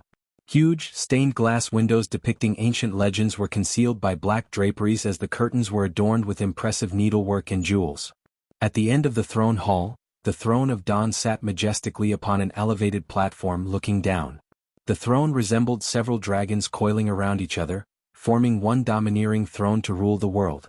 The throne sat beneath the overlooking statue of a dwarf holding a battle axe. It was adjoined by several large but far less ornate thrones for the founding members of Everlight. The throne was covered in textured, layered marks, and a gem-encrusted head of a dragon was fixed on each of the elegant armrests. The light pillows were dark verdigris, which had also been adorned with ornate plumes. Those wishing to witness dawn could do so on the many lightly illuminated wooden benches, all of which were facing the thrones. "Where is that little brat?" When they both stepped onto the silent throne hall, Amaryl looked around. Boo! Suddenly Michael felt rustling behind as his instincts kicked in. In a blink of an eye, Michael unsheathed his sword, turning around. However, as soon as Michi turned around with his two swords, his hands stopped because a teenage girl was floating in the air with a bright grin on her face. "Visit. For the best no understanding experience, did I startle you?" The girl tilted her head with a playful haughty smile as Amaryl stepped towards Michael. "Cataly, you shouldn't scare people like that." Michael lowered his swords from the girl's neck and sheathed them back. He was actually quite surprised to see the girl resembling Azazel's ghostly state. But what stunned Michael was the girl's power. She would be at the half-immortal stage if she was in his world. "I just wanted to see how our otherworldly friend is doing," Cataly said with a smile. "Ghost, this is Cataly." "Cataly Lees Levitt? Ghost? So it's true?" The girl's eyes opened wide. "Can you please tell me what's going on here?" Michael frowned. He had enough of the cryptic messages and wanted to know how these people knew him.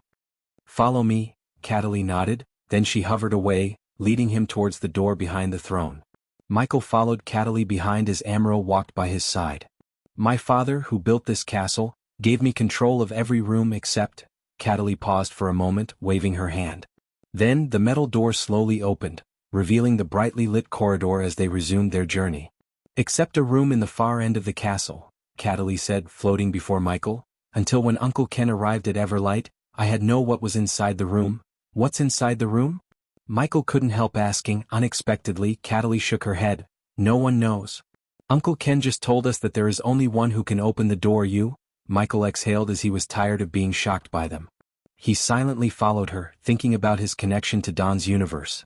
The question of why he was in Dawn's universe in his physical form kept nagging his mind. Maybe the future me visited Everlight? Michael questioned himself. His thoughts made sense as he couldn't find any more possibilities. How could they know about Michael if he hadn't visited Everlight? "So this Uncle Ken of yours told you about me?" Michael questioned Cataly and Amaryl. "Not until recently," Amaryl answered Michael instead. "Visits? For a better user experience, Regis had foreseen your arrival." She kept saying four-headed monster had woken up. Michael immediately thought of the Hydra he saw in Stormville Mountain. Now after hearing Amaryl, his brain started to make the connections. He recalled Hunter's words to him, "You reek of the Queen's scent, Ghost. If I am right, and I usually am, you had already come across one of her generals?" At that time, Michael only guessed it could be the Hydra in the Stormville Mountain. When I say generals, it's not the human generals you might have met. These abominations could end all life on a planet within a few hours. So imagine what their queen is capable of. Hunter's words sounded in his mind. There was also no doubt in Michael's mind that the Hydra Regis dreamed of and the General Hunter talked about were the same. "We should talk about this here, Sister Amaryl. Let's get somewhere private and let Uncle Ken explain everything to him." Cataly's voice became serious as the playfulness on her face disappeared. Soon, neither of them uttered a word as Michael followed Cataly in silence until they reached the end of the corridor. However, there was no door before them but a gray wall. "Through here." Cataly placed her ethereal hand on the gray wall as the wall slowly faded away. It was an illusion, but a great one at that. After the wall completely disappeared out of existence, what stood before them was a spacious hall lit with several braziers. The golden light radiated from the brazier illuminated the statue and a door built with shiny black metal. The trio slowly stepped into the hall. Michael's legs automatically walked toward the door with countless engraved symbols and runes. However, his eyes weren't looking at the door. Instead, he was looking at the 20-feet statue of a man. The statue resembled a man holding two swords as his long coat fluttered behind him. Although the face was not distinguishable, Michael knew the man. It was him. Someone had built a statue of him and put it in the hall. But why and how? That was Michael's question. "That's you." Suddenly, Michael heard a deeper, wilder, and stronger voice. It was a sort of heavy, golden voice. The voice made him turn around, and when he did, he saw a white-furred lion with majestic wings gracefully walking toward them. "Knight," Michael mumbled after being stunned by the lion. It had such grace. No matter how hard Michael tried, he couldn't sense Knight's cultivation level. However, he felt the distortion in the space around him, indicating Knight's power. Being mesmerized by Knight, Michael almost failed to notice the gray-haired man walking behind Knight. It's really him, the ghost. He is a myth no more," the gray-haired man stuttered as his face became pale. "Do I know you?" Michael asked. No, but I know you. Only a few people know you. Visit for a better user experience, but now he's the only one," Knight interjected, circling Michael. "Please tell me what the hell is going on here," Michael asked the old man. "By the way, he is Uncle Ken." Emerald quickly introduced Ken to Michael. "To explain, I need to first tell you where I came from." Ken, the gray-haired old man, sighed as Knight came in front of Michael. "I came to Everlight from the future.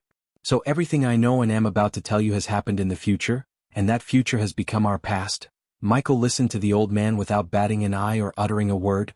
"In the future, or the time I came from, had mentions about an otherworlder who visited Everlight in dire times. There wasn't much about this otherworlder except his name, Ghost. According to the ancient scripts, Ghost helped Everlight and fought beside His Majesty Don's descendants. But only a few knew his origins. In return for his help, His Majesty's descendants and the Founder's descendants built this room." Michael looked around the room. His heartbeat raised while he tried to wrap his mind around what Ken said. There was no mention of why Ghost helped or what he received in return. "However, I believe this room contains more about your visit to Everlight in the future." As he said, Ken took a couple of steps and touched the metal door. "Before I traveled to this timeline from mine, we faced something that threatened all of our existence. At that time we were desperate. We tried to open this door as we believed if we could somehow summon the legendary Ghost we could survive. But we failed." When Ken looked at Michael, he could see the pain in Ken's eyes. "Only you can open this door, Lord Ghost. Whatever you're looking for, it's in there." Under their curious gazes filled with excitement and anticipation, Michael stepped towards the door, placed his hand and expected something to happen. As soon as he touched the door, Michi felt electricity running through his spine, followed by acute pain in his brain. "System back online?" Michael heard the system's sound and felt a tremendous pressure lifted from his shoulder. He wanted to question the system, but before he could talk to the system, the door produced a creaking noise, slowly opening. Everyone took a step back as the door opened inch by inch. They all waited for the door to completely open, revealing what the room had been hiding for centuries. Finally, the door wholly opened, and they all saw an empty room with a shield and a golden parchment inside a glass box. Michael was surprised because he had imagined a shield in his mind, and the shield inside the glass box looked just like the one he had imagined. It was black, round and had a crimson-red skull in the center. There was nothing besides the glass box in the center of the room. Michael did not wait for them but walked towards the glass box. When he reached the glass box, he cautiously looked around it to see an opening, yet found nothing. "Did you feel that?" Suddenly Knight questioned the others. Michael looked over his shoulder to see everyone looking confused. "Visit for a better user experience, I can't feel any energy." Even Knight wasn't spared from the phenomenon. Finally, Michael turned around and sensed no power coming from them, none at all. At that point in time, everyone became powerless. The void spell. Michael immediately recognized the phenomenon as the work of a void spell. "You know about this, don't you?" Instead of panicking, Knight remained calm. Michael nodded, but after nodding he turned around to look at the shield. "I have a feeling we should read that parchment," Michael said. "Cataly, open that box." Emerald frowned as Cataly waved her hand. I can't." Cataly shook her head. After seeing Cataly shaking her head, Emerald rushed at the glass box and tried to lift it, except she couldn't even move the glass box an inch. "Let me try." Michael placed his palm on the glass box. Boom. Shockingly, Michi punched the glass box. Just hearing the sound of his fist hitting the glass box pained Emerald's hand. But he beat again and again as the glass box started to crack. "Shit, you're bleeding." Amaral noticed the blood on his palm but did not slow down. His persistence surprised Knight, and he watched Ghost break the glass box with his hands without giving a damn about the blood. Clang. Finally, after withstanding hundreds of punches, the glass box shattered, and so did Michael's knuckles. Still, Michael ignored the pain, reaching out for the shield with his broken hands. Ding. Congratulations to the host for acquiring a legendary class item, the Ghost Shield. The host's darkness manipulation has increased to 25%. As soon as Michael grabbed the shield, he heard the system notifications in his mind. Does the host wish to convert life energy into arch energy? The conversion will cost the host 50,000 badass points. After conversion, the host will be able to use cultivation power for a week. About time system. The latest ____ are on website. Amaral and everyone in the room were stunned when they saw Michael turn around with a grin on his face. Of course, no one with broken arms would grin except him.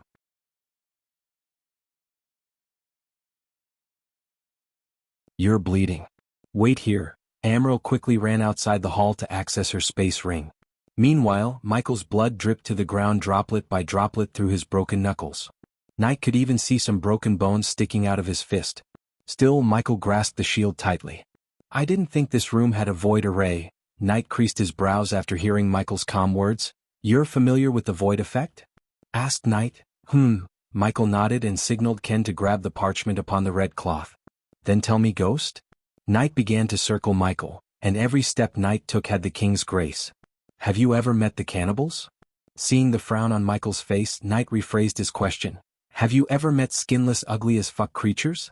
Met them, killed them, burnt them, Michael said indifferently. They use these arrays to make the atmosphere void of any energies. Not only them, Michael interjected. Knight, from where I come from, there is a dormant hydra. An entire continent has been void of any energy because of that hydra. And I have a feeling you know who might be the boss of that hydra. Knight stopped circling as Amaral entered the room again with a blood-red potion in her hand. Here, gulp this down. It won't work. Michael and Knight said the same thing at the same time. What? Since Amaral wasn't very familiar with void arrays and their effects, she looked at Michael and Knight, creasing her brows. My lord. Ken took a step forward and handed over the parchment to Michael, but he couldn't lift his hand to take the parchment. Conversion has been completed. Does the host wish to nullify the void array's effects on yourself? It would cost the host 30,000 badass points. Yes, following his acceptance, Michael felt an acute pain all over his pain. However, the pain soon began to lessen as Michael felt his power returning to him. Michael cracked his neck and shoulder as Knight noticed his bloody fist slowly healing back to its previous state. Visits? For the best no_vel_read_Xianxia experience, you're immune? Knight was surprised. Ding. Congratulations to the host for successfully being a badass. The reward is 10,000 badass points. Ding. Congratulations to the host for successfully being a badass. The reward is 15,000 badass points. Ding. Congratulations to the host for successfully being a badass. The reward is 12,000 badass points. Michael immediately earned back his 30,000 badass points by impressing everyone in the hall. Ken had read about the legendary ghost, the Otherworlder, and his power, but only now had he seen it with his eyes. He broke the void array like it was nothing. The Hydra in my world and the one that appeared in Regis' dream might be the same. A general of the Queen. As soon as Knight heard Michael's last words, his heart skipped a beat. The others' faces turned pale in an instant. So you're all familiar with the Queen? Michael's gaze swept across the room as Knight sighed. More than we want to. What's in that parchment? Knight looked at the parchment in Ken's hands. Now that APD had healed Michael's hands, he took the parchment from Ken's hand. Ghost, if you're reading this, it means you have arrived at Dawn's universe. So do yourself a favor by helping them. We need allies to fight the enemies we will face in the future. So make them yourself an ally to Dawn and Knight. And Michael read what was written on the parchment in his mind. Could it be Michael? Did I write myself a letter? Makes sense. After reading the letter, Michael's mood improved. It's slowly becoming apparent to Michael that his future self was an OP god. Michael felt glad that he was on the right track to becoming stronger.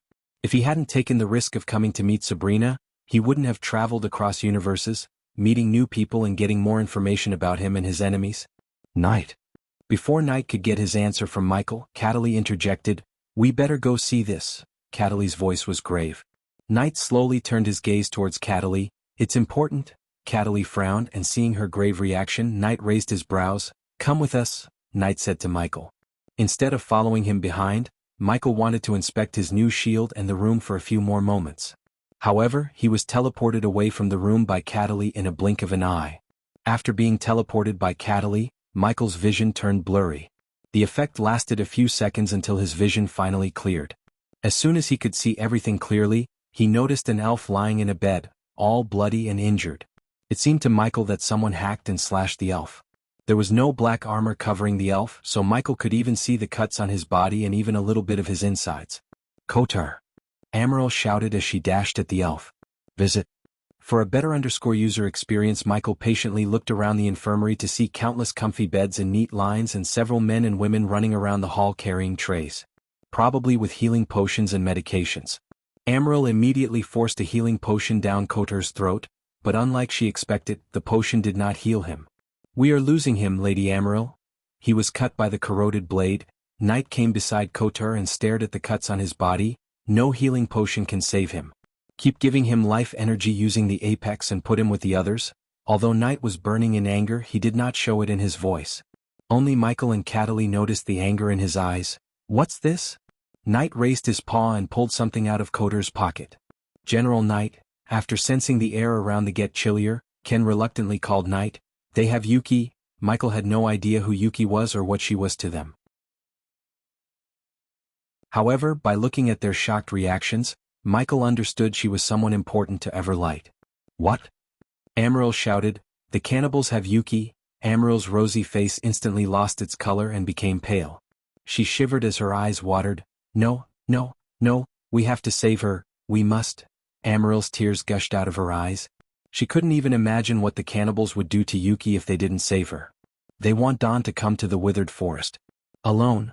A dark purple flame engulfed the bloody piece of paper in Knight's hands as silence occupied the hall until Michael decided to follow the rods of his future self. Step aside. Michael gently pushed aside Amaryl and stepped towards Kotar. The elf on the bed lost so much blood. Hence, Kotar looked pale, yet when Michael looked closer, he saw dark veins spreading out from the cuts. Kotar tried to say something, but every time he opened his mouth, only a white form escaped his mouth. System scan his body. Michael paid 5,000 badass points to scan Kotar's body. What are you doing? Knight asked when he saw Michael place his hand on Kotar's chest. Curing him. Michael did not take his hand off Kotar for a few moments. Can you cure him? Amaryl finally broke the silence. Amaryl had seen many of her people enter a state of coma after being cut by the corroded blades. Although they were keeping them alive using Apex, there was no certainty they would wake up from their coma. In simple words, they were as good as dead without a cure. Instead of immediately answering Michael, he took out a piece of paper and a quill from his storage and began to write. If you can get me these things, I can cure him. Michael stunned everyone in the hall. Those who were running around the hall suddenly halted their steps in shock. Visit. For the best no_vil_underscored_ng experience at that moment, every pair of eyes was on Michael. My lord, Ken's hand shivered as he took the list from Michael. Ken? Knight's words quickly snapped Ken out of his stunned state. The old man quickly eyed the list for a few moments. We can get everything in the list from our gardens, but... No buts, go get him those. Cataly threw a glance at Michael before vanishing into thin air along with Uncle Ken, leaving Amaryl and Knight with Michael. This will keep him from dying until I cure him. Michael took out a healing potion from his system storage. The one Amaryl gave Kotar was a crimson red potion, while the potion in Michael's hand was sparkling blue. This is a healing potion from my world, Michael said, slowly pouring the potion into Kotar's mouth. Since Knight trusted Ghost, he let Ghost give the potion to Kotar. Just a few seconds after Michael emptied the potion into Kotar's mouth, the white form finally stopped coming out of Kotar's mouth. In addition, Amaryl noticed Kotar's breathing had turned normal. Kotar, can you hear me? It's Amaryl. Squeeze my hand if you can hear me. Amaryl sat beside Kotar on the bed and brushed his head gently. She was elated when Kotar squeezed her hand and Knight noticed it. You really think you can cure him? Knight asked without showing any hope in his eyes or tone. However, deep down, Knight wanted some hope to revive all his men. Although Dawn had a plan to fight the corroded blades, it was extremely risky, and Knight hated putting Dawn's life at risk more than anything. I don't think. I know. Cure them, and you can consider Everlight your allies, including Dawn and me. It's a deal then. Michael extended his arm as Knight closed his eyes for a moment. In a blink of an eye, Michael saw the lion turning into a dashing golden-haired youngster wearing black armor similar to Don's. It was Knight's human form. Knight nodded and gave Michael a firm handshake. My lord.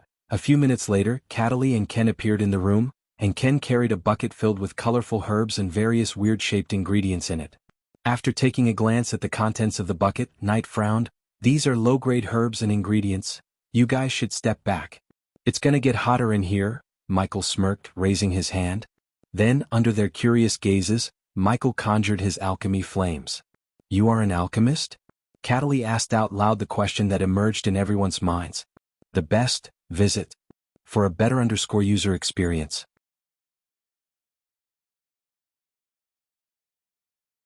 Everyone stepped back from Michael as he told them.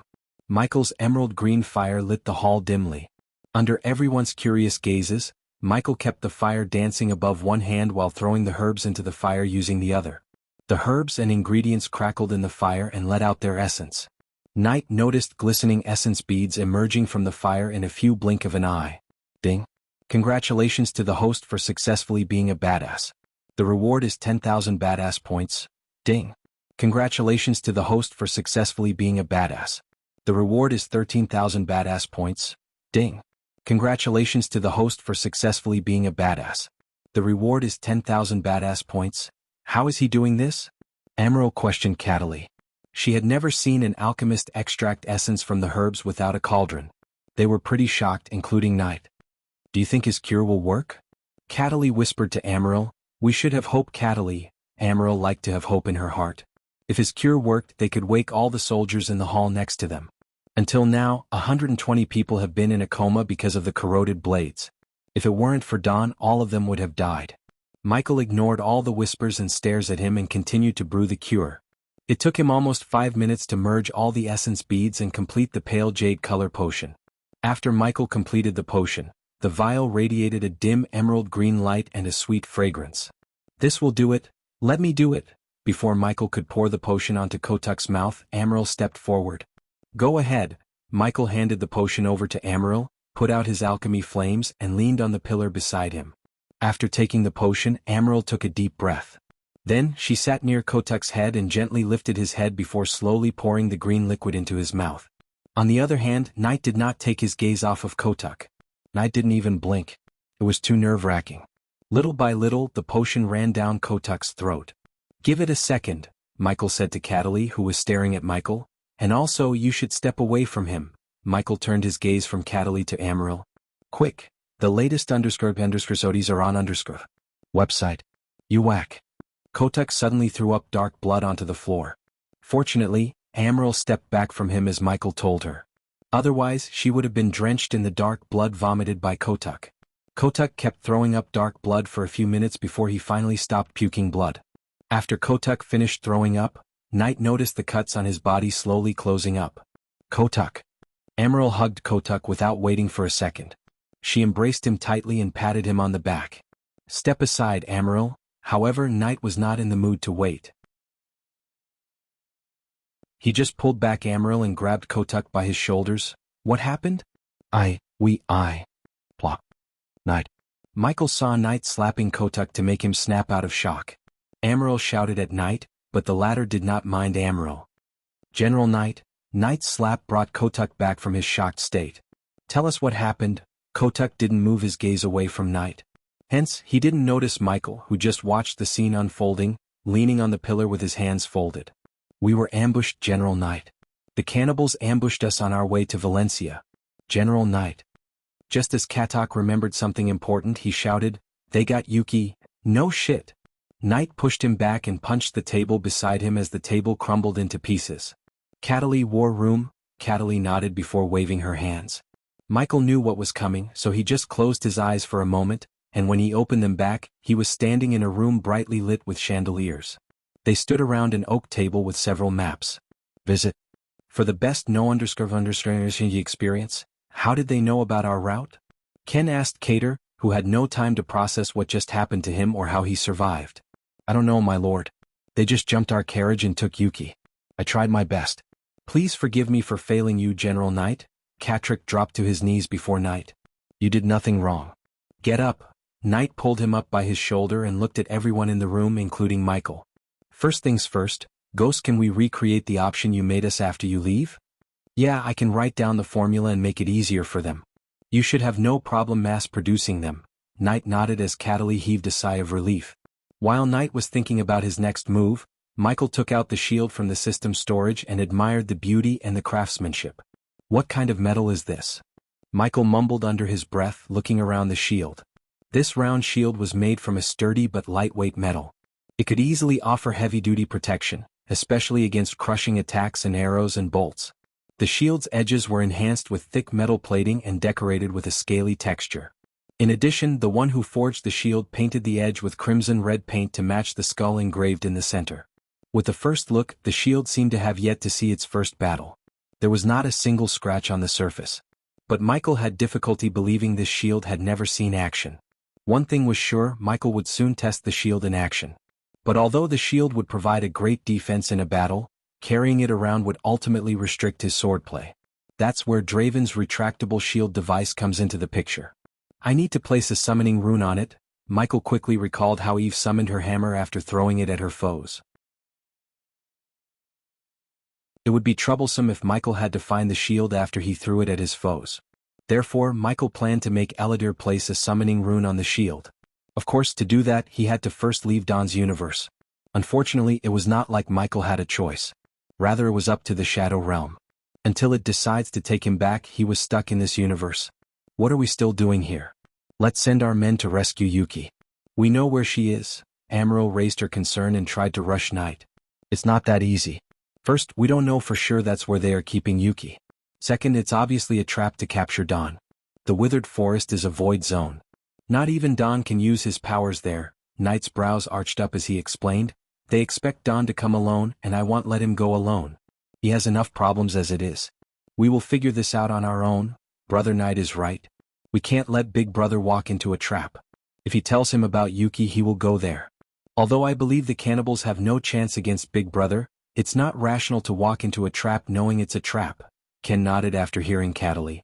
General Knight, Ken called Knight, only our men knew about the carriage and Yuki. So how did the cannibals manage to ambush it? Could it be just a coincidence? Ken couldn't help asking the obvious question. After Ken's question, the hall fell into silence. Visit. For a better user experience, isn't it obvious? Michael finally broke the silence and didn't even take his gaze away from his new shield. What is? Amaryl asked Michael. You have a spy among your men. Michael expected some kind of rebuke from one of them, especially from Amaryl, who seemed to love her people a little too much. However, they surprised Michael by staying silent. Michael had no idea how much they went through and suffered to get to this position. They were not naive people, not even Amaryl as Michael thought. Although everyone was thinking about the same deep down, hearing it out loud from Michael churned terrible feelings in their guts. We are running out of time. The note mentioned the cannibals would kill Yuki if they didn't see Dawn in 2 hours. Knight's voice stunned Amaryl. Then we all go swords blazing and kill every single piece of scum. I will reduce them to the ground if I have to. Calm down, Amaryl. Even if we send thousands of our elites, they would be sitting ducks once they entered the withered forests. General Knight is correct, Lady Amaryl. The withered forest is their domain. They hold absolute power there. Then what do you suggest? Let them eat Yuki while we stand here doing nothing? Do you think Dawn would sit still if he knew Yuki was in danger? Hearing their conversation, Michael's respect for these people reached a new height because they knew he was immune to the void array, yet none of them asked him to risk his life. Instead, they were trying to figure out a solution on their own. Dawn saved my life. So let me return the favor. Michael's calm words swept across the hall, immediately drawing their attention. Don't even think about it. You're our guest. We will not ask you to risk your life for us. Cataly appeared before Michael in an instant, shaking her head frantically. You are not asking me. It's my choice. Just show me where they are. Michael stepped towards the table, facing Knight. Unlike the others, Knight could see the confidence and sensed the power radiating from Michael. The magical fluctuations around Ghost were crazy. Thus, Knight was confident Ghost could rescue Yuki and survive in the withered forest. Michael couldn't wait to get drenched in badass points and show what he was capable of to the people of Everlight. Besides, he might even get a chance to test his new shield. Cataly, go with him and show us everything happens. Michael almost wanted to kiss Knight. If they could see him in action, That would make the system rain badass points which he could use to get stronger before reaching the Shadow Realm.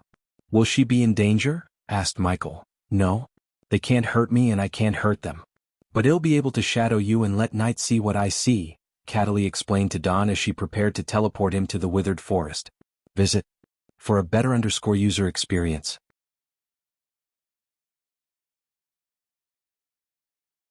Can you teleport near this withered forest? Night nodded at Michael. Then I have some time to kill. Yet again Michael took out a piece of paper and scribbled something before handing the list over to Ken. If you don't mind, get me these please. Ken looked at the list of items and frowned. He couldn't guess why he was asking for those items. Still, he nodded and teleported to his workshop along with Cataly. Everyone was confused. Time is of the essence, Kotur mumbled. You worry about finding the rat. I'll bring back Yuki. Michael stretched his arms and cracked his neck. What are you going to do? Emerald took a deep breath and asked Michael. She could see there was no stopping him. Since Night didn't try to stop Michael, she could only pray for his safe return. My lord, at that time, Ken and Cataly returned to the room carrying a few metal parts, including a black metal bracelet. Cool. Under their curious gazes, Michael took the metal bracelet, attached some tiny nuts and bolts, and merged them with the bracelet by heating up the metal bracelet using his alchemy flames. Then, Michael proceeded to place a space ring inside a hole created by the flame. Night saw the shield on the table disappear into the ring. This should do it. Michael wore the bracelet around his left wrist so that he could use the hidden blade in his right wrist without any problem. What did you build, my lord? Ken curiously asked Michael. Nothing complex. Just a retractable shield. Michael clenched his left fist as he said. In a blink of an eye, the black shield materialized in his arm. By using the space ring, Michael cut the retracting time by half. It was more efficient than Draven's device. But, of course, Etheria had no space rings. Hence, they couldn't have built this device. Shall we go? Michael asked Cataly as she looked at everyone for their confirmation. Be safe. If something goes wrong, teleport back to Everlight, Night warned both of them. I am really ashamed we are putting your life at risk. Emerald looked sad, but Michael calmed her mind with a gentle smile and a pat on her shoulder. Visits. For a better user experience, believe me, I faced worse. Michael's words filled with confidence gave some strength to Emerald. Again and again the people of Everlight surprised Michael. They were so kind and pure-hearted. If it was his world, people would have jumped the gun to put his life in danger instead of risking theirs. However, the Everlight people really cared for Michael, whom they had just met. After Michael tested the shield device, he felt ready to hunt some skinless creatures. Now that the system had come online, he could use the teleportation scrolls.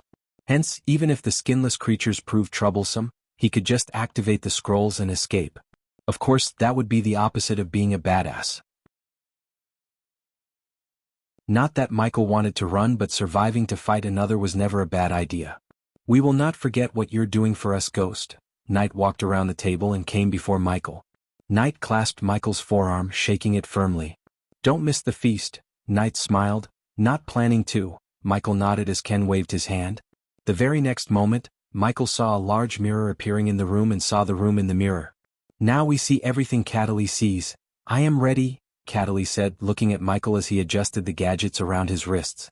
His wrists had so many devices now, including APD Mark III grappling hook, hidden blades, and the retractable shield. As soon as he returned to the Dark Forest, he planned to optimize everything. It was time he upgraded the inventor skill to star level 5. Let's go. Michael nodded as everyone took deep breaths and only exhaled after Cataly and Michael vanished into thin air. The withered forest was large, dark, and primal. However, every single tree in the forest looked burnt and sick without a single leaf. Hence the name Withered Forest. Long ago, its canopy was ruled by hickory, beech, and walnut, which provided just enough openings for light to pass down for a mishmash of plants to take advantage of the stony grounds below. At that moment, when the forest was filled with nothing but eerie silence, Cataly and Michael appeared at the border. We are here, Cataly whispered to Michael, who looked around the place without uttering a word. The forest was already spooky with dead trees and deadly silence. Yet, Mother Nature added an extra layer of spookiness by enveloping the forest with a thick mist and dark clouds above the forest in the sky. Michael couldn't even see what's in front of him in 5 meters due to the thick mist. In fact, he could barely see the trees in the forest. What's the plan? Asked Cataly. Get a good look at our targets. Michael raised his hand. Click. Cataly saw a grappling hook fired from his wrist to the tree branch above them. After the grappling hook coiled around the branch, Michael soared through the air and landed on the branch. Visit. For a better user experience, Michael saw several heat signatures on the ground via his thermal vision. The forest, the thermal vision, and standing atop a branch reminded him of the Earth and Predator movie. Why are you smiling? Cataly whispered after seeing the gentle smile on his face. Just some nostalgia. Michael jumped from one branch to another without making a sound. The only sound they heard was twigs cracking under the footsteps of the skinless creatures. Look, Michael pointed at the skinless creatures patrolling the forest, holding a white spear. When Michael looked closer, he realized the spear was made of human femurs. The skinless creature was oblivious to the fact he was being watched from above. So instead, the creature patrolled the borders like a good soldier. Michael could easily kill the creature, but he jumped from branch to branch, reckoning the place. The more he jumped around, the more he saw the layout of their camp. In addition, Michael also scanned the place with his environmental scanning. 60 cannibals, Michael told Cataly, looking at the skinless creatures walking around the forest. His gaze swept across the area and found the tent erupted in the center of their camp. A large group of cannibals gathered around a large cauldron, making weird sounds. When Michael looked at what was in the pot, he was nauseated. The cannibals were making some gooey red soup as Michael noticed tiny skulls and bones floating on the surface. They are making human porridge, Cataly growled as Michael shushed her. Shoo. He then turned his gaze away from the boiling pot to the tent in the center. With the help of his thermal vision, he could see a figure tied to a chair inside the tent. There is someone in the tent. Looks human, a girl maybe, Michael whispered to Cataly. It must be Yuki, Cataly said. Brother Knight, we might have located Yuki, Cataly whispered to Knight. At the same time, Michael looked at the two other figures inside the tent with the hostage. While Cataly was talking to Knight, Michael quickly took a spider from the system storage, dropping it down. He could try to poison the soup by flying above them and dropping the poison he brewed in the Shadow Realm into the pot. However, it would take some time, and there was a possibility the poison wouldn't work on these creatures. Besides, they were not powerful. The most powerful was at the core strengthening stage level 3. Instead of poisoning, Michael chose the most direct route. That option would get him the most amount of badass points. What's next? Cataly asked. The latest _AP_SODIes are on the website. Watch and learn, kid. With a smirk, Michael flew to the border again and landed on a tree branch above the first skinless creature they saw. The creature was looking around, and the moment it turned around, Michael swiftly landed behind the creature. Nighty-night, Pulch? Cataly saw a blade retracting from his wrist through the creature's throat. The creature frantically squirmed, but Michael's grab around its neck soon stopped its movements. Since leaving the body might attract the other creatures, Michael took off from the ground with the dead creature in his hand. Michael put the body on the branch before jumping to another branch. This time there were two creatures on the ground. Cataly thought Ghost would wait for the creatures to separate. But instead of waiting for them to part ways, Michael landed right between them. Not only the creatures but also Cataly was stunned. Pulch. Pulch. Wow! Cataly barely blacked when she saw the two swords in Ghost's hands sticking through the creatures' heads. He killed them so fast without making a sound. Even Aurora's elites didn't have the finesse and quickness. Like before, Michael flew atop the branch and put the dead bodies before flying to another. It took Michael a few minutes to silently kill all the patrolling creatures. After killing them, Michael reached the center, where he saw the creatures growling and wailing. We can't alert them. Otherwise they might kill Yuki. Not if we kill them first, Michael smirked before leaping towards the tree near the tent. Still, to this moment, the cannibals were unaware of Michael's presence. They had arrays and traps placed for Dawn and anyone with battle energy. Unfortunately for them, Michael had no battle energy running in his veins but arch energy. Hence, none of the arrays were triggered by Michael. While they were excitedly waiting for the human porridge, Michael stalked them from above and picked them up one by one. Cataly was curious and afraid at the same time. She followed him behind, waiting for his next move. Unfortunately, the tent was surrounded by cannibals. Therefore, there was no way to get inside without being seen by the cannibals. Are you curious to see what I am gonna do next? Michael whispered to Cataly with a smile. Visit? For a better user experience, she nodded. Then you have to wait a bit more.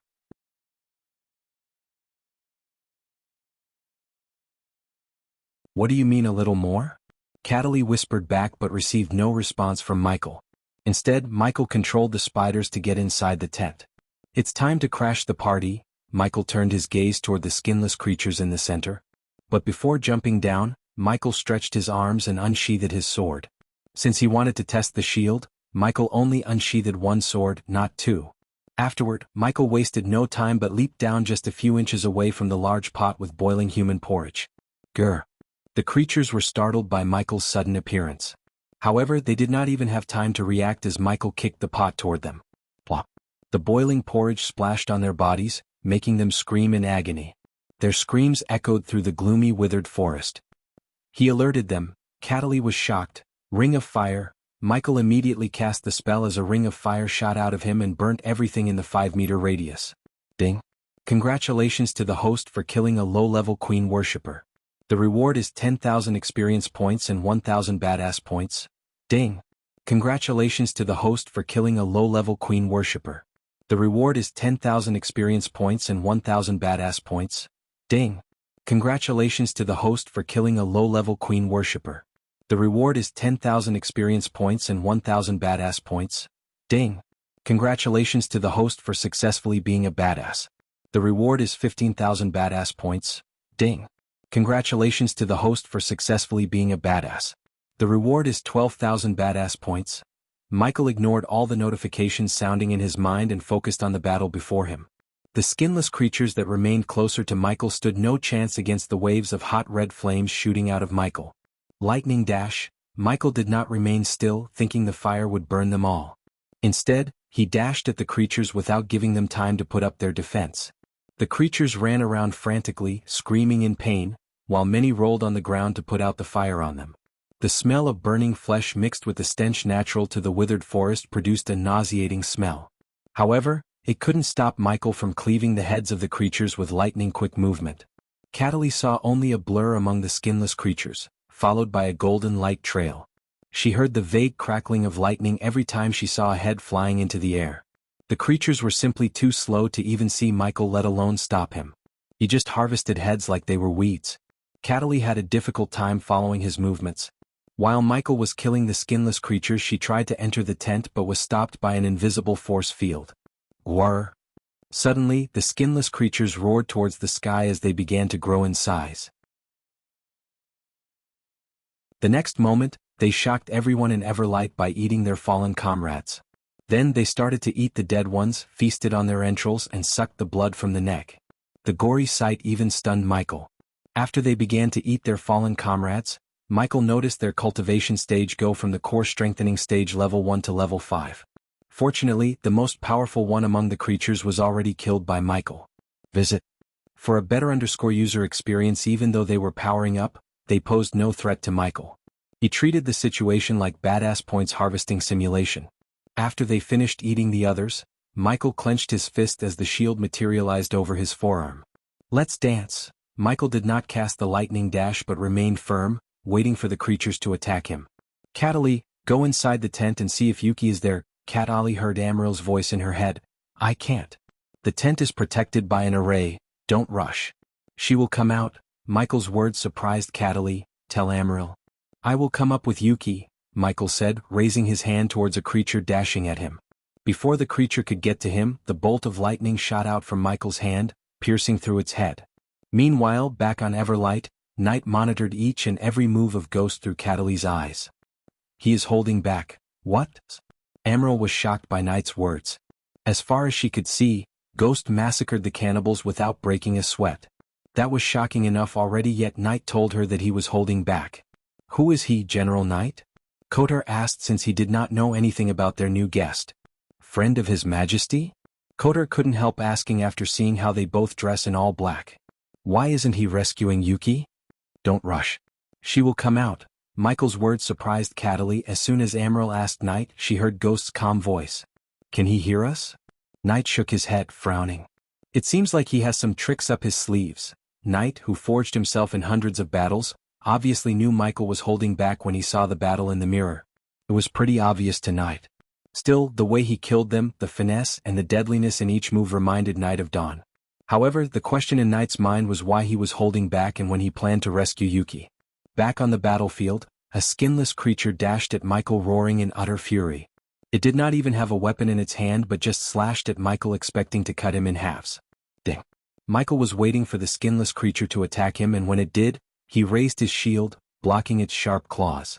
Despite the lightness of the shield, it didn't break when it blocked the blow. Not that Michael expected it to break. After all, it's a legendary item. Visit.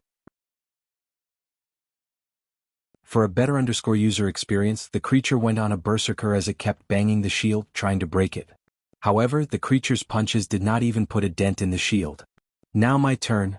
The next time when the creature threw a punch, Michael deflected it with his shield, creating an opening. Then bomb. Michael hit the creature right in the jaw with his other hand. The creature was stunned as the others were dashing at him. Before the stunned creature could regain its senses, Michael sent his hidden blade through its eyes. Boom, boom, boom. At that time, Michael's instincts kicked in as he felt the upcoming danger. Look out! Cataly shouted as Michael swiftly leaped into the air. While in the air, he saw a boulder flying past where he was standing. The creature finally began to cast spells, but they never uttered a word. He was still in the air when a wave of wind threw him off balance. The wind wave forced him to the ground. Are you okay? Cataly quickly came to his side and asked with visible concern in her eyes. The fun is just getting started.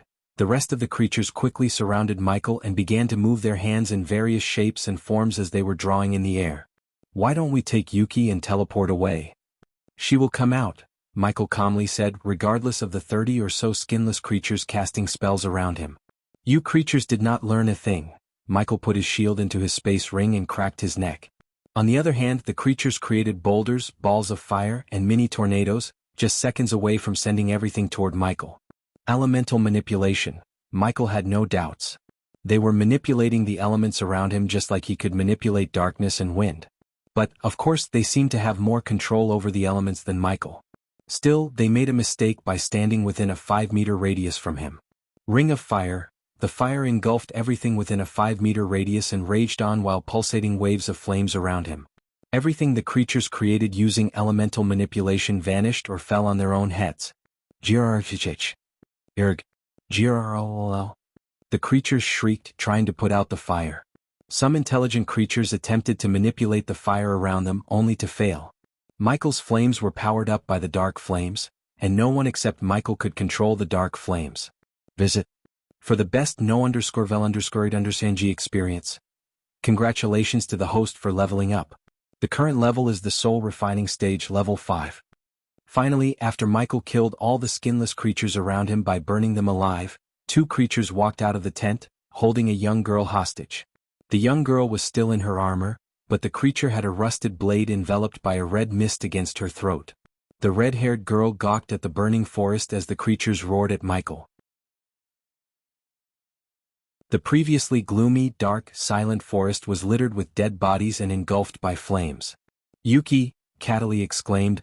I don't speak your language, Michael said, folding his arm. Where is His Majesty? Yuki stuttered. Oh, you know their language? Michael tilted his head. Who are you? Yuki asked, ignoring his question. She had a corroded blade against her throat. Thus, she didn't feel like explaining things to a total stranger. You too. Cataly saw Michael turning his gaze towards the 2 creatures instead of talking to Yuki. Growl if you understand me. Growling. The 2 of them let out an angry growl, indicating they could understand him. They'll give you a choice. Let her go and I won't kill you. Michael looked at the dead bodies lying on the ground for a moment before looking at them again. Do anything else, you will join them. Ghost? Cataly came to his side. What are you doing? They would kill her. No, they won't. Michael didn't whisper but said loud enough for everyone to hear her. You are not going to kill her. So save us some time by dropping your blades. Don't struggle. I'll only make your death more painful. Jurr. They roared instead of letting her go. I will count to 3. If you didn't let her go by then I'd kill you. Michael stretched his arms and began to count. 1. Visit. For the best no_vel_understood_Xianxia experience 2. The skinless creatures looked at each other, but before they could hear another word from Michael's mouth, their heads exploded. Time's up.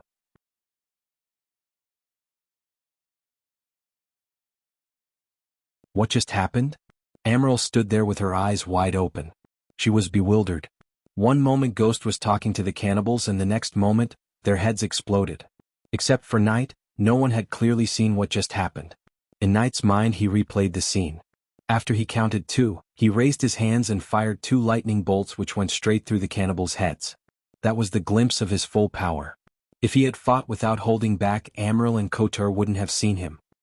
He wanted us to see him, Knight mumbled under his breath.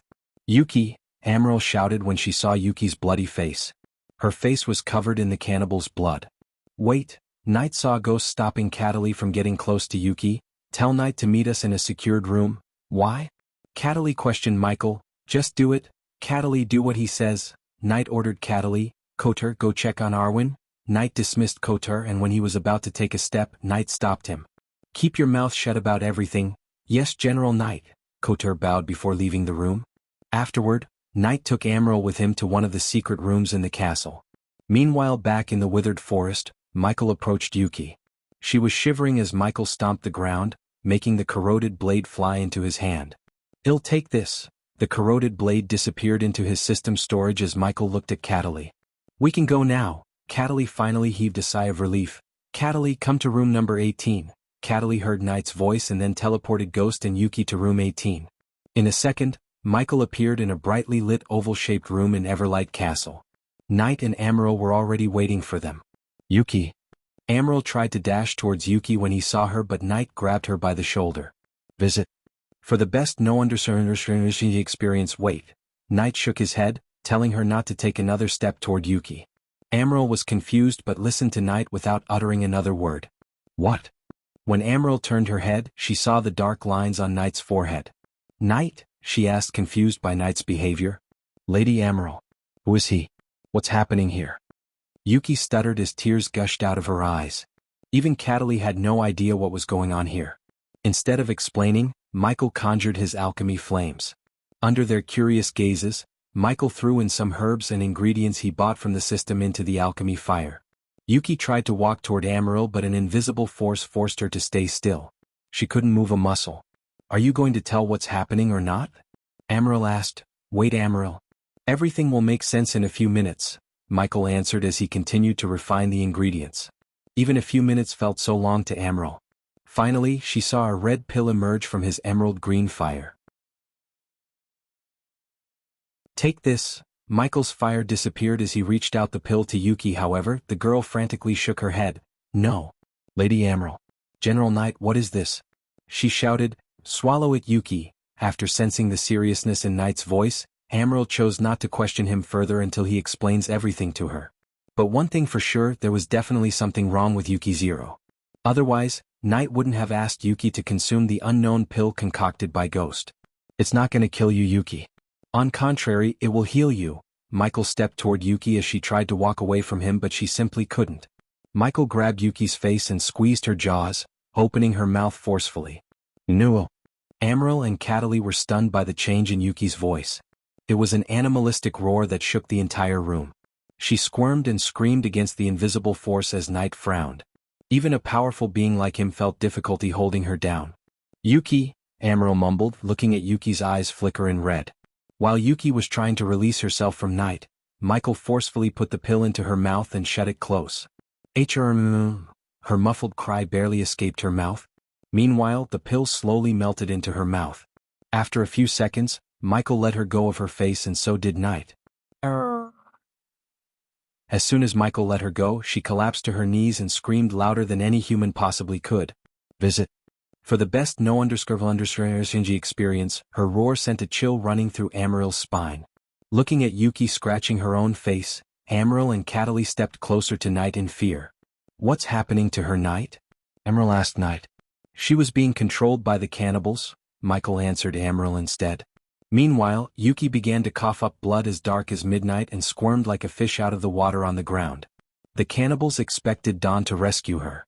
That's why they turned her into a human bomb. Michael's words stunned them. "What?"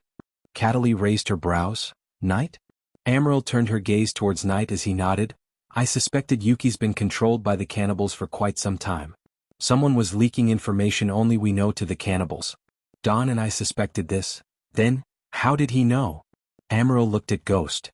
"I told him." Knight surprised Cataly and Amaral yet again. Knight possessed an ability to talk to people telepathically. When Knight shook Michael's hands, he told him everything about his suspicions to Michael. In return, Michael surprised Knight by responding to him telepathically using the system. The words they exchanged were never heard by Cataly or Amaral.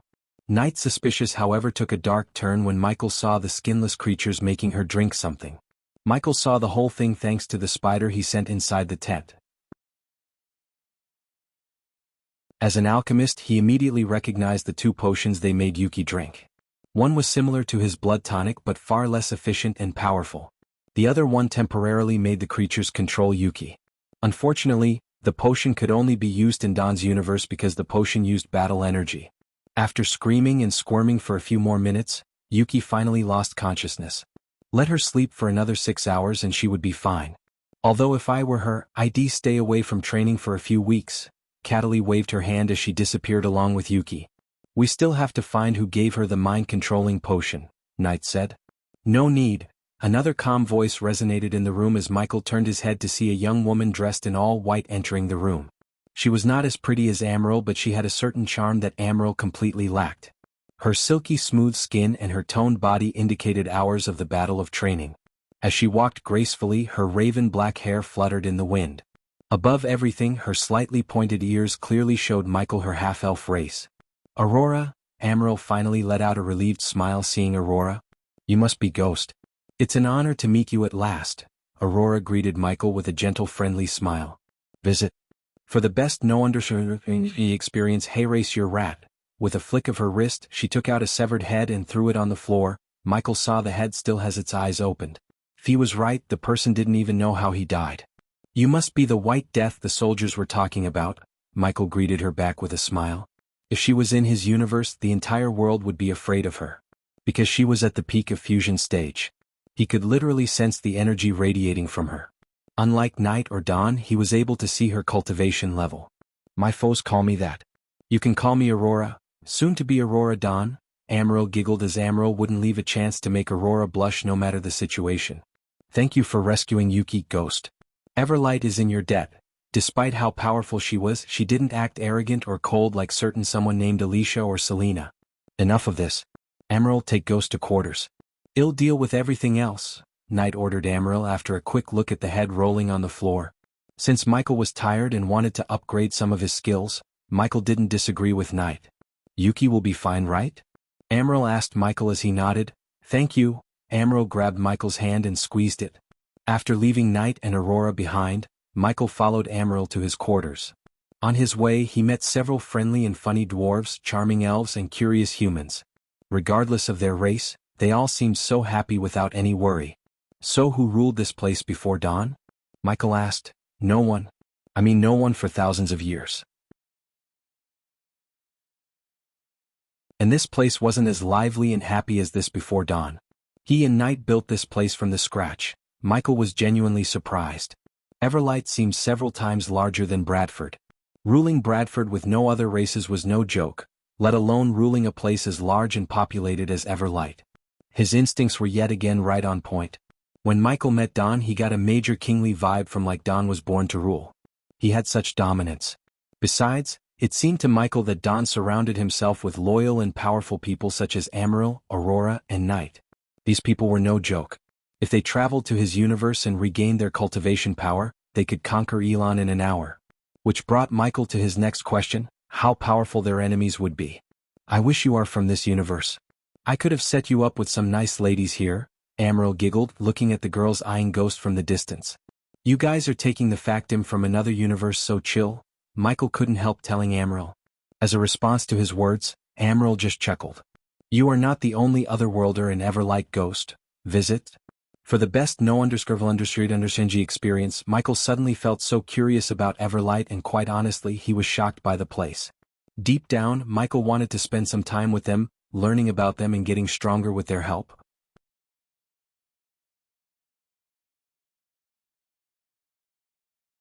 Michael's quarter in Everlight Castle was an ample hall with an attached lavatory. It had been ages since Michael took a shower, and it took him several minutes to figure out how they built the hot shower. Apparently, Dawn owns multiple hotel chains that were fitted with shower facilities. According to Amaral, people had been waiting for months to book a room in their hotels. Of course, Michael had plans to expand his restaurant chains and hotels. Still, for now, he just enjoyed the shower before hitting the comfy bed located in front of the windows through which Michael saw the angelic sight of Everlight. Since it was the harvesting time, the paddy fields were blossoming with golden paddy waiting to be harvested by the farmers. So Michael just removed his armor and everything and lay in the bed wearing only loose sweatpants. It's time to upgrade the inventor skill. Michael decided to upgrade his inventor skill. Although Michael did not know when the Shadow Realm would pull him back, he treated staying in Everlight like a vacation. He still had no clear idea why he was in Everlight physically instead of being in his soul form. But as far as he could tell, his future self planned everything. Host: Michael. Cultivation level: Soul Refining Stage, level 6. Experience points: 0/600, 000 badass points, 610,000. Skills and spells: Wind Blast, LVL 6 Responsive Shield, LVL 8 Environment Scanning, LVL 6 Ignitia, LVL 8 Lightning Dash, LVL 6 Energy Devour, LVL 2 Soul Eater, LVL 1 Death Range, LVL 3 Eyes of Darkness, Normal. Can sense the cultivation level of others. Eyes of Darkness, Lucifer. Can sense the cultivation level of others. Can see through illusions. Cloud of Darkness, Lucifer. Weak willed enemies will lose their courage completely and surrender. Death range will be 50% more powerful. If activated in darkness, the host's cultivation level will be boosted 4 levels up regardless of the stage barrier. Wordless Spellcaster, Lucifer. In full Lucifer form, the host just has to think of the spell to cast it. Techniques: Swords of Destiny, 98% Mastery. Ring of Fire, 92% Mastery. The latest studies are on website. Serpent Maga, 97% Mastery. Occupation: Core Disciple of Sunrise Sect, the Guardian of Sunrise Sect, Lord Lucifer of the Abyssal, the Dark Lord, King of Bradford. Status: Healthy goals: Control the world, rebuild the Order of Death. Utility function: Banker, LVL 5, ratio 1000 gold coins, 40 badass points, runic teleportation. X-ray vision, also integrated with Eyes of Darkness. Wealth: 15 million gold. Special trait: 5-star Alchemist, 4-star Inventor. Subordinates: Gaia Warrior, loyalty level 100%. Raylene, 5-star Chef, loyalty level 99%. Arya, Assassin, loyalty level 86%. Heinberg Warrior, loyalty level 45%. Maxine Warrior, loyalty level 98%. Tiberius, Warrior, loyalty level 55%. Sadie, loyalty level 50%. Ricky, loyalty level 98%. The latest _AP _SODIs are on the website. Titus, loyalty level 60%. Optimus, loyalty level 60%. The Silent Reaper Crew Pirates, loyalty level 90%. Base of Operation: Sunrise Sect, the Abyssal, the Crypt Kingdom of Bradford. Familiars: Nightmare, Forest Dragon, Vidora, 3-headed Hydra. Elemental Manipulation: Wind, 10% Mastery. Fire, 10% Mastery. Lightning, 15% Mastery. Darkness, 25%, because of the Ghost Shield. Michael's darkness manipulation went from 20% to 25%. At a 5-star inventor level, he could build various types of new gadgets and weapons. System: Upgrade the inventor skill to the next level? The upgrade will cost the host 180,000 badass points. Does the host wish to upgrade? Yes, without a second thought, Michael confirmed. He was excited to build new gadgets and weapons as well as modify his Lucifer armor further. He already had several ideas to power up Big Bertha. The moment he got out of the Shadow Realm, he planned to visit Big Bertha and hunt down a few pirates in Big Bertha. After that, he couldn't wait to see the mortars in action. As usual, he felt acute pain in his brain while the system upgraded the skill to the next level. Then all of a sudden, Michael's mind was flooded with new knowledge, new techniques, and a whole lot of blueprints to build new weapons. Coupled with his knowledge of firearms on Earth, the star level enabled him to build a more powerful, efficient version of almost every weapon known to man.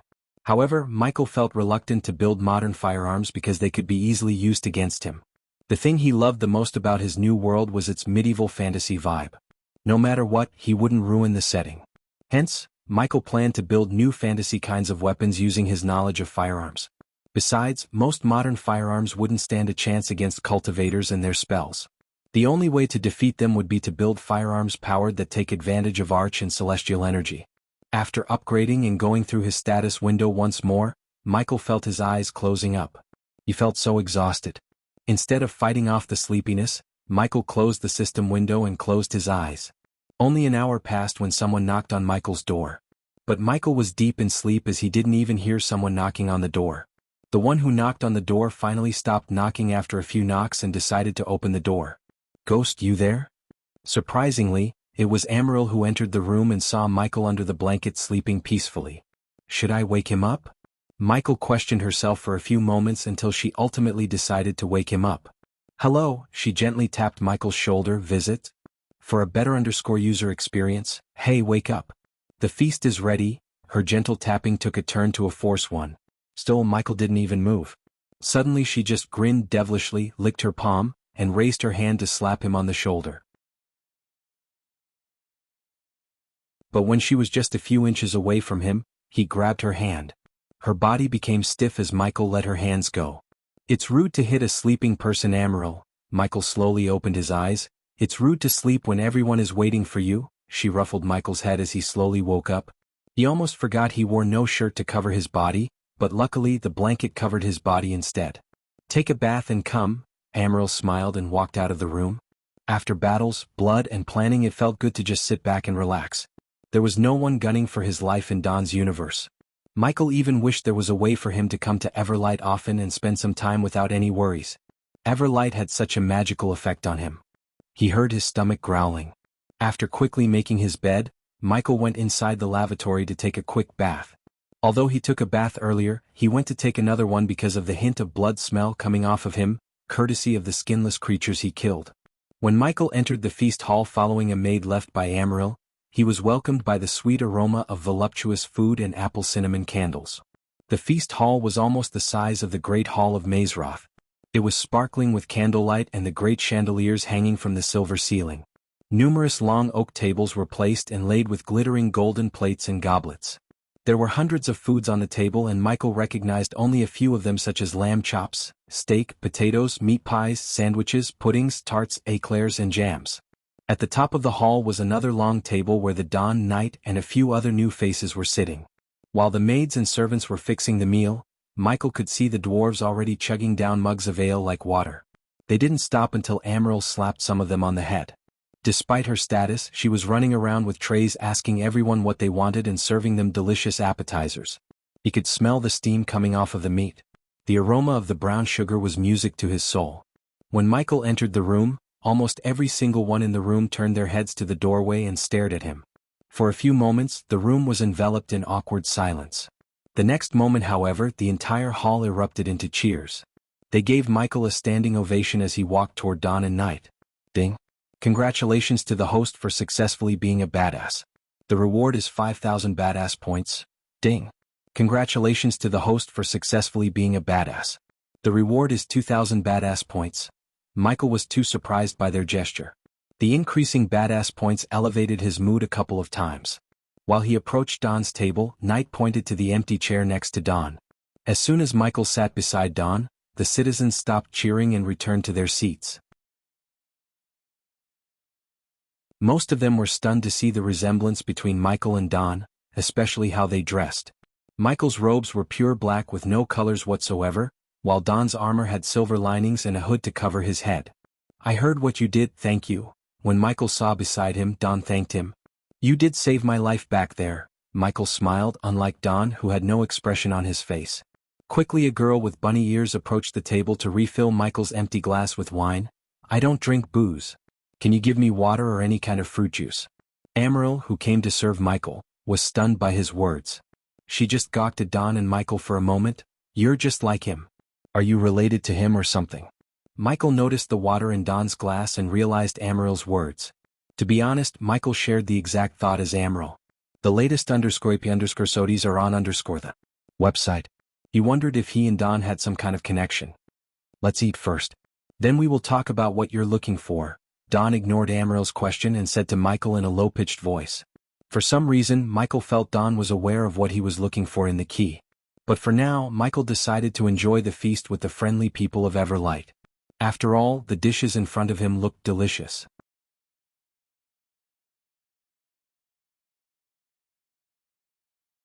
"How's the meal?" Amaryl didn't sit beside them but continued to serve everyone. She ran around the hall, making everyone eat more than their stomachs could bear. Her hospitality didn't spare even Michael. After eating almost 20 different delicious dishes, Michael was stuffed. It was delicious, Michael said, making Amaryl grin widely. If Michael had to guess, whoever cooked the meals must be at a 6-star chef level because the meals were more delicious than Raylene's cooking.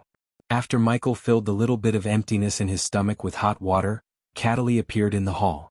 The usual place? She asked Amaryl. Dawn? Amaryl pouted and looked at Dawn with puppy eyes. Why not? Thank you. She dashed at Dawn and hugged him tightly.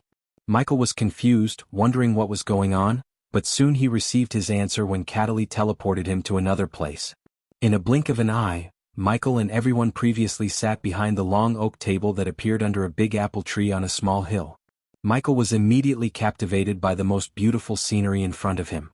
He could see the entire Everlight from up here as well as the big lake across the fields. As the light drained away, there was barely enough even for shadows. Whether one liked it or not, the darkness arrived and blanketed everything.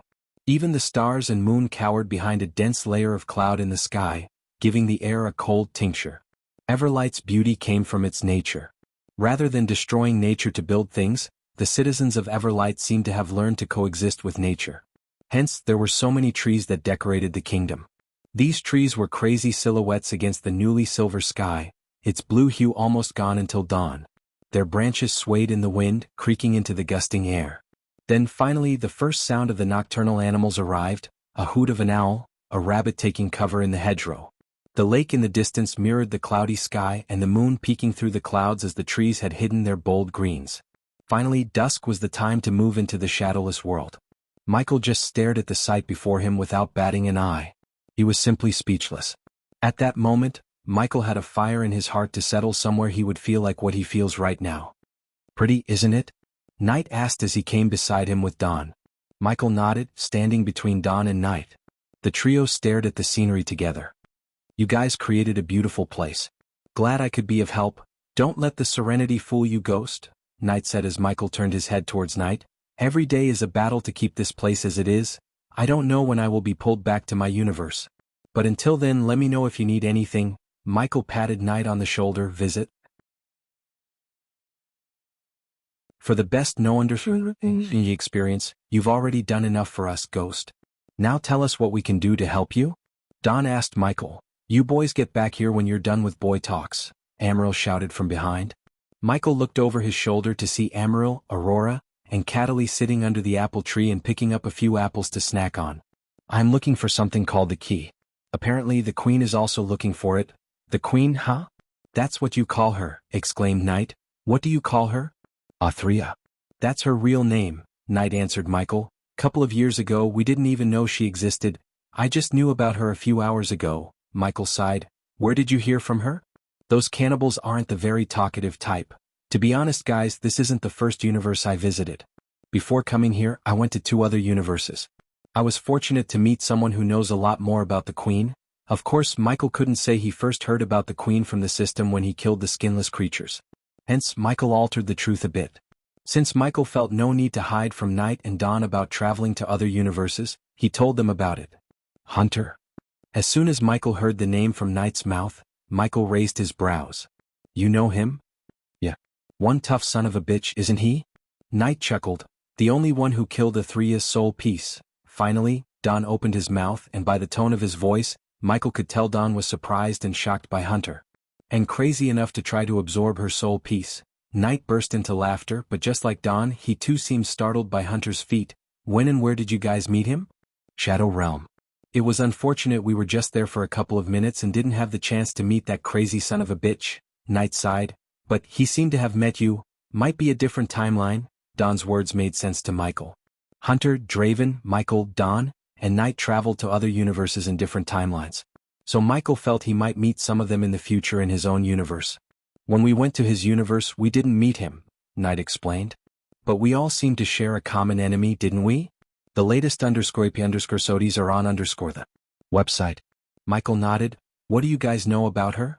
Damn it, I have enough enemies and problems as it is. Now I have to deal with her. Give me a break. You don't have to worry about her. The other soul pieces cannot do anything until we defeat her here. Maybe scream and pull some illusions if you come across them. Otherwise they will remain dormant. Finally, Michael received some good news from Night. What do you mean? No one knows her origins, but she belonged to this universe when she was alive. So the main part of her soul is here somewhere in this world. Until we wake it up and defeat it, the others will not and cannot do anything.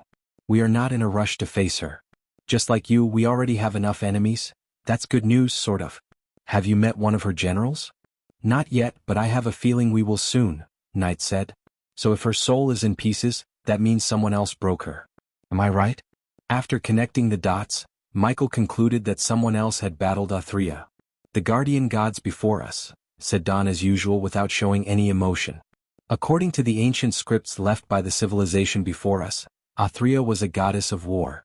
Something made her go to the dark side. That's all we know. We have no records of the one who defeated her and broke her into pieces. Knight exhaled and continued, imagine how powerful she must have been when she was whole. Imagine how powerful the god who defeated her must be. Michael couldn't even fathom the power of the god who defeated Athria. A single general created by Athria was powerful enough to destroy Michael's words in a few hours. But thanks to Knight's information, Michael calmed down as he had no need to worry about Athria until Don dealt with the soul piece in his world. Fortunately, Michael had a feeling Don was more than capable of destroying her soul piece. To be honest, Michael decided not to worry about Athria until he first dealt with the Sky Hall and the Great Eight clans. There was no point in worrying about her and the Hydra at this point in time. So what about the key? You know anything about it? Unfortunately, Knight shook his head. No idea, but if the Shadow Realm brought you here, it must have its own reason. Who knows, maybe you got what it intended for you to. Michael looked around Everlight and took a deep breath. Maybe I did. Surprisingly, Michael did not feel disappointed. Instead, he felt satisfied.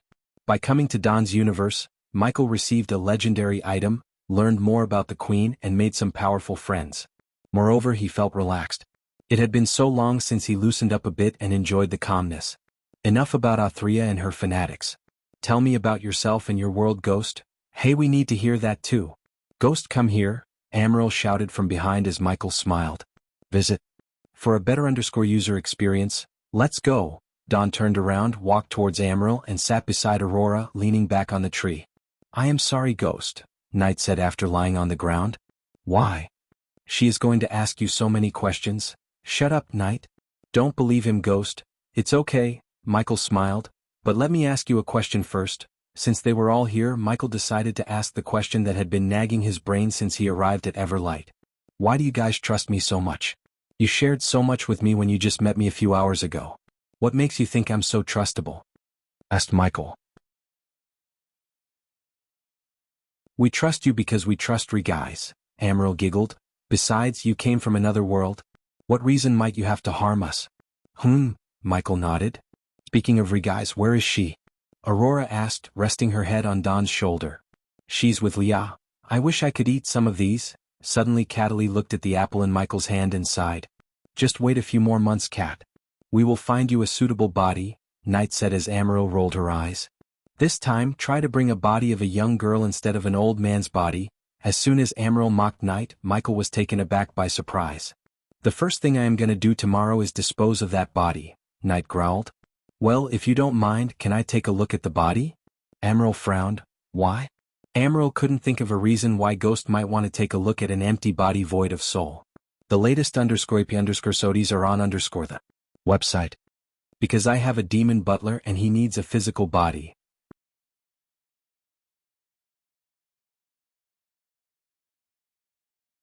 You have a demon for a butler?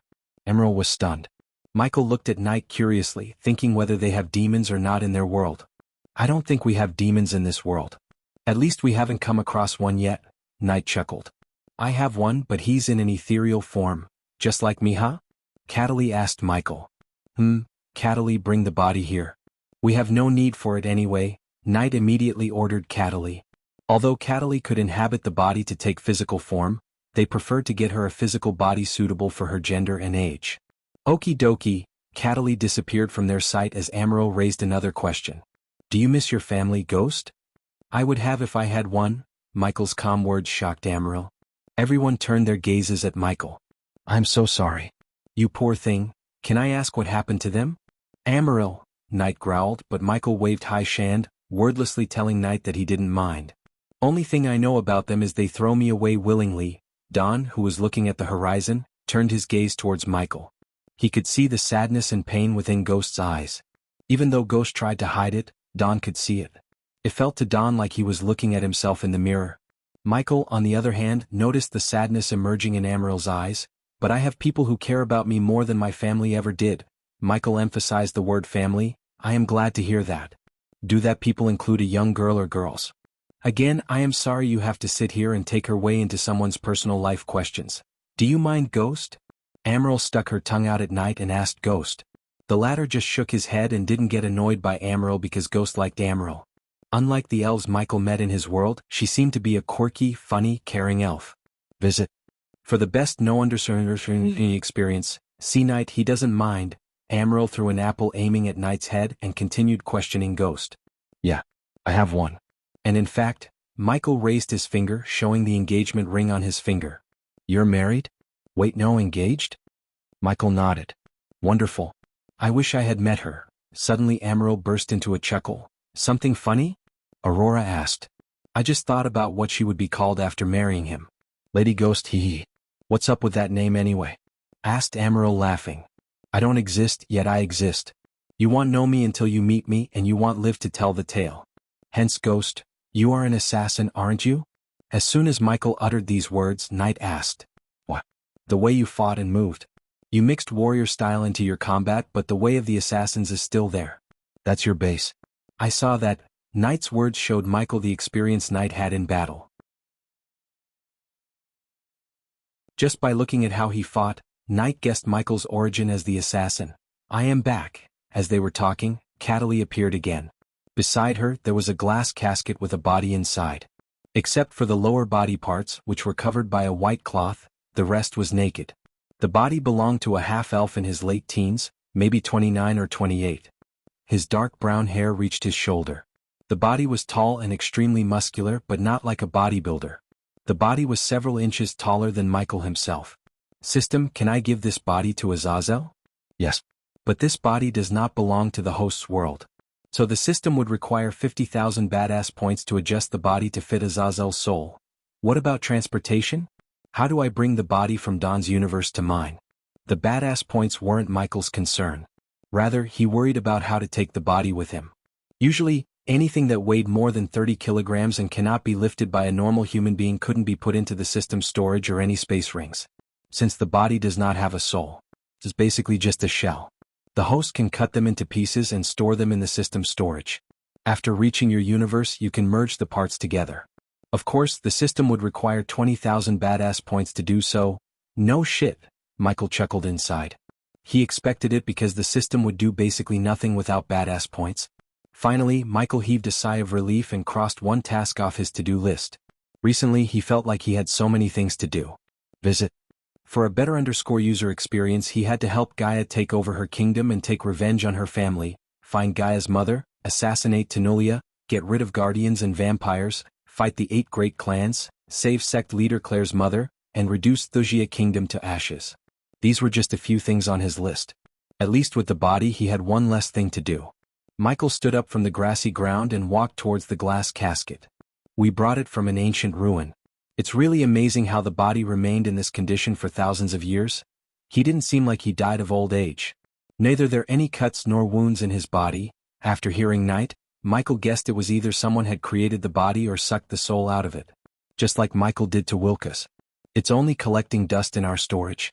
If you have a way to take it with you, feel free, Night said. How is he going to do that? It's not a shield to put it inside a space ring, Amaryl questioned Night. Unless his space ring works differently from ours, Aurora commented. Under their curious gazes, Michael placed his hand on the glass. Can you open it? Catelli nodded, waving her hand as the glass between them slowly vanished. What are you planning? Amaryl asked but quickly closed her mouth when she saw Ghost unsheathing his swords. When you have a big problem, cut it into smaller pieces, Michael calmly said before slashing the body with his 2 swords. He moved so quickly that Amaryl could only see a blur. When he stopped cutting, the body remained intact. At least for a few moments. Then, the body crumbled onto the ground, quickly disappearing from the ground. Problem solved. For a few moments, everyone was stunned. They couldn't help wondering how Ghost planned to piece together the body. Thank you for the body, Michael smiled, breaking the silence. Well, now I don't have to listen to the dwarves saying I should take the body. Catelli was pleased to see the body disappearing from the casket. Hence she laughed happily. With a flick of his wrist, Michael took out a parchment from his space ring. Before I forget, take this. Michael gave the parchment to Knight. Visit. For a better user experience, this contains the procedure, ingredients, and the formula to create an antiserum for corroded blade and potion to wake anyone from their coma state. This is the least I can do for what you've done to me. Michael felt truly grateful towards them. They did not only give him a legendary shield, but they also gave a body to Azazel. Although it seemed like a normal body, Michael felt immense power from the body. If his gut feeling was right, the body would be worth millions. Moreover, the way they treated Michael earned them his respect and love. They treated him like one of their own and calmed his mind and soul, which helped Michael more than anyone would expect. At that time, Michael just wished he could travel to other universes more often, especially to Everlight. Unfortunately, he began to feel the sucking force. Dawn surprised Michael by looking at the sky. It seems like your time in this world is up. It's been some years since I felt this force. A gentle smile indicated sorrow and gloom on Knight's face. Dawn, can't you stop it? Amaral grabbed Michael's hands tightly. Even if I can, I want Amaral. He has to return to his own world, said Dawn as the others took a deep breath and prepared to send off Michael. If fate permits, we will meet again, Amaral. Michael squeezed Amaral's shoulder with a smile. Take this. Dawn took out a black card just like the one Hunter gave Michael from his space ring. I think you already know how this works, Knight said as Michael nodded. These two obviously had more secrets than they let him know. But, of course, Michael did not blame them as he had his own secrets too. As seconds passed, Michael felt the sucking force getting stronger and stronger. Finally, his feet almost started to rise from the ground. Remember, Ghost. Do not judge anyone before knowing the full story. Michael did not understand the reason behind Dawn's words. It was sudden and unexpected. But Michael had no time to ask Dawn regarding his words as he was pulled upwards by the suction force. I hope we meet again, Ghost. Knight waved with a smile, and so did Aurora and Amaral. To Michael's surprise, Amaral even shed some tears for him. Man, I wish I could stay for a couple of days here. While floating in the sky, Michael looked at the beauty of Everlight and sighed. Then the host should earn more badass points. The system almost sounded like it was yelling at Michael. Unfortunately, this is not the time for a vacation system. I still have so much to do. Michael sighed inside and waved back at them. The very next moment, the suction force pulled back Michael from Everlight. A split second before Everlight disappeared from his sight, Michael saw a ghostly figure of a dark figure with thousands of arms hovering over Everlight. The Queen, Michael mumbled as everything around him turned pitch black. Finally, his tour to other universes came to an end. Visit. For the best no_vel_id_Xianxia experience, only one thing remained in the Shadow Realm: the key. That was Michael's last destination before returning to the southern continent. However, he had no idea of the surprise waiting for him at the end of his journey in Shadow Realm.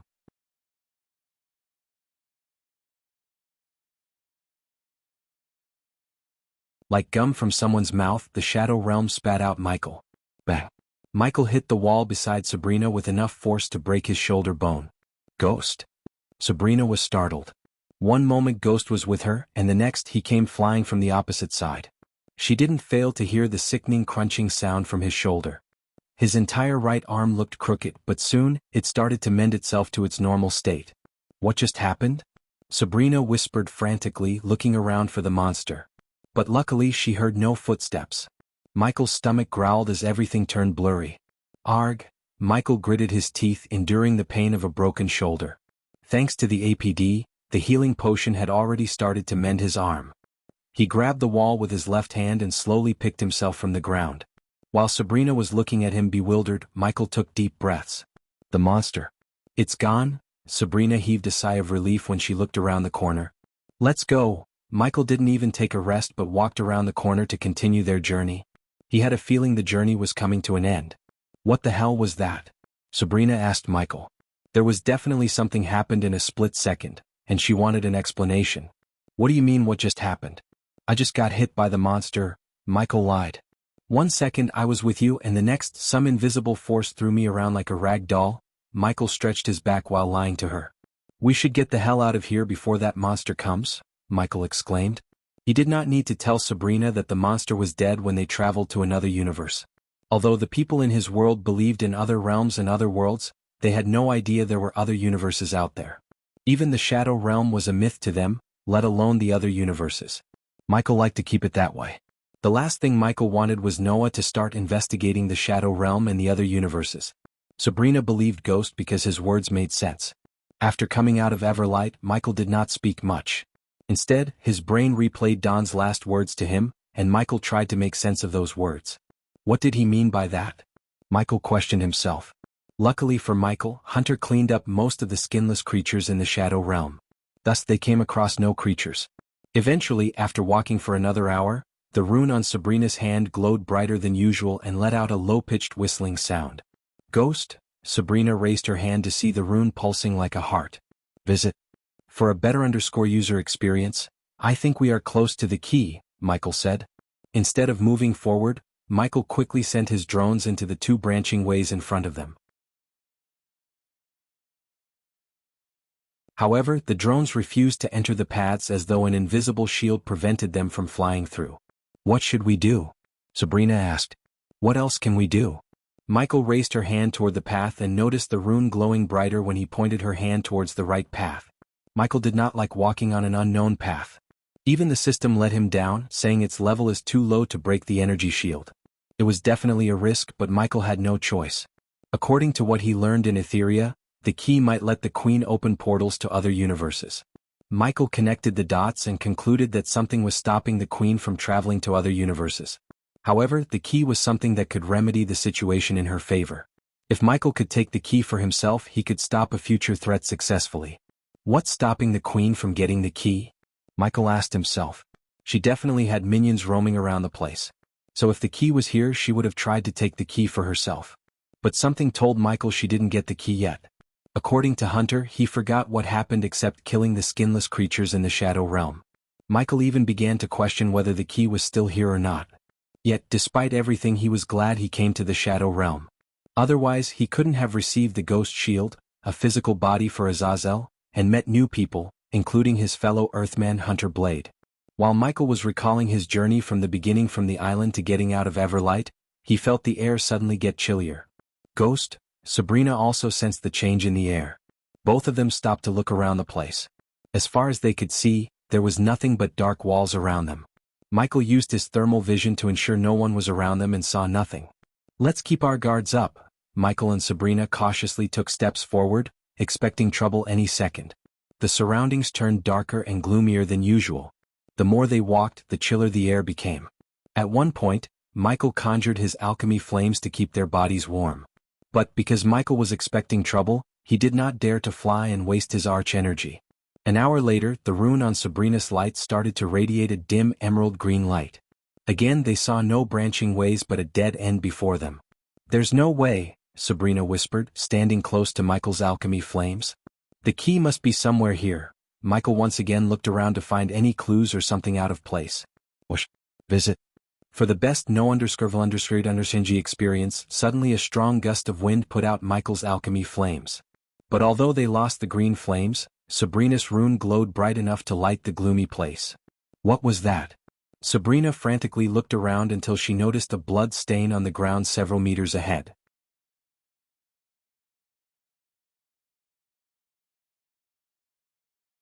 On the other hand, the cloaked figure that threw Sabrina against the wall repeatedly kicked her in the gut until she began coughing more blood. Michael was not in a better state as he got his head banged against the wall by the cloaked figure behind him. Nevertheless, the APD kept injecting him with healing potions into his bloodstream, which helped Michael from losing consciousness. Unfortunately, Sabria had no APD. The dark cloaked figure kicked her until she stopped twitching. Leave her alone. Michael stuttered. Tricky little bugger. Michael heard the deep beastly voice coming from the dark figure at the fusion stage level. In a blink of an eye, the dark figure appeared before Michael and grabbed Michael's wrist. Michael growled in pain as the dark figure crushed his wrist, destroying the APD. Beg for your life. The figure ran his finger across Michael's bloody face.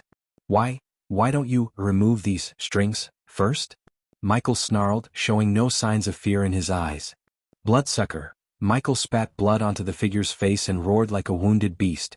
The dark figure hid his face with the dark cloak, but despite Michael's blurry vision, he saw the two long fangs sticking out of his mouth.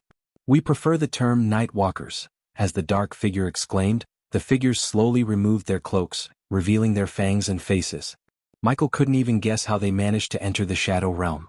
He did not even sense them despite all of his countermeasures. One thing was sure to Michael: he was in for a deadly ride. The latest _sodies are on the website. You're tuning in to the Phantom Sword Chronicles YouTube channel. Don't forget to subscribe and join us on this journey to catch the most captivating stories.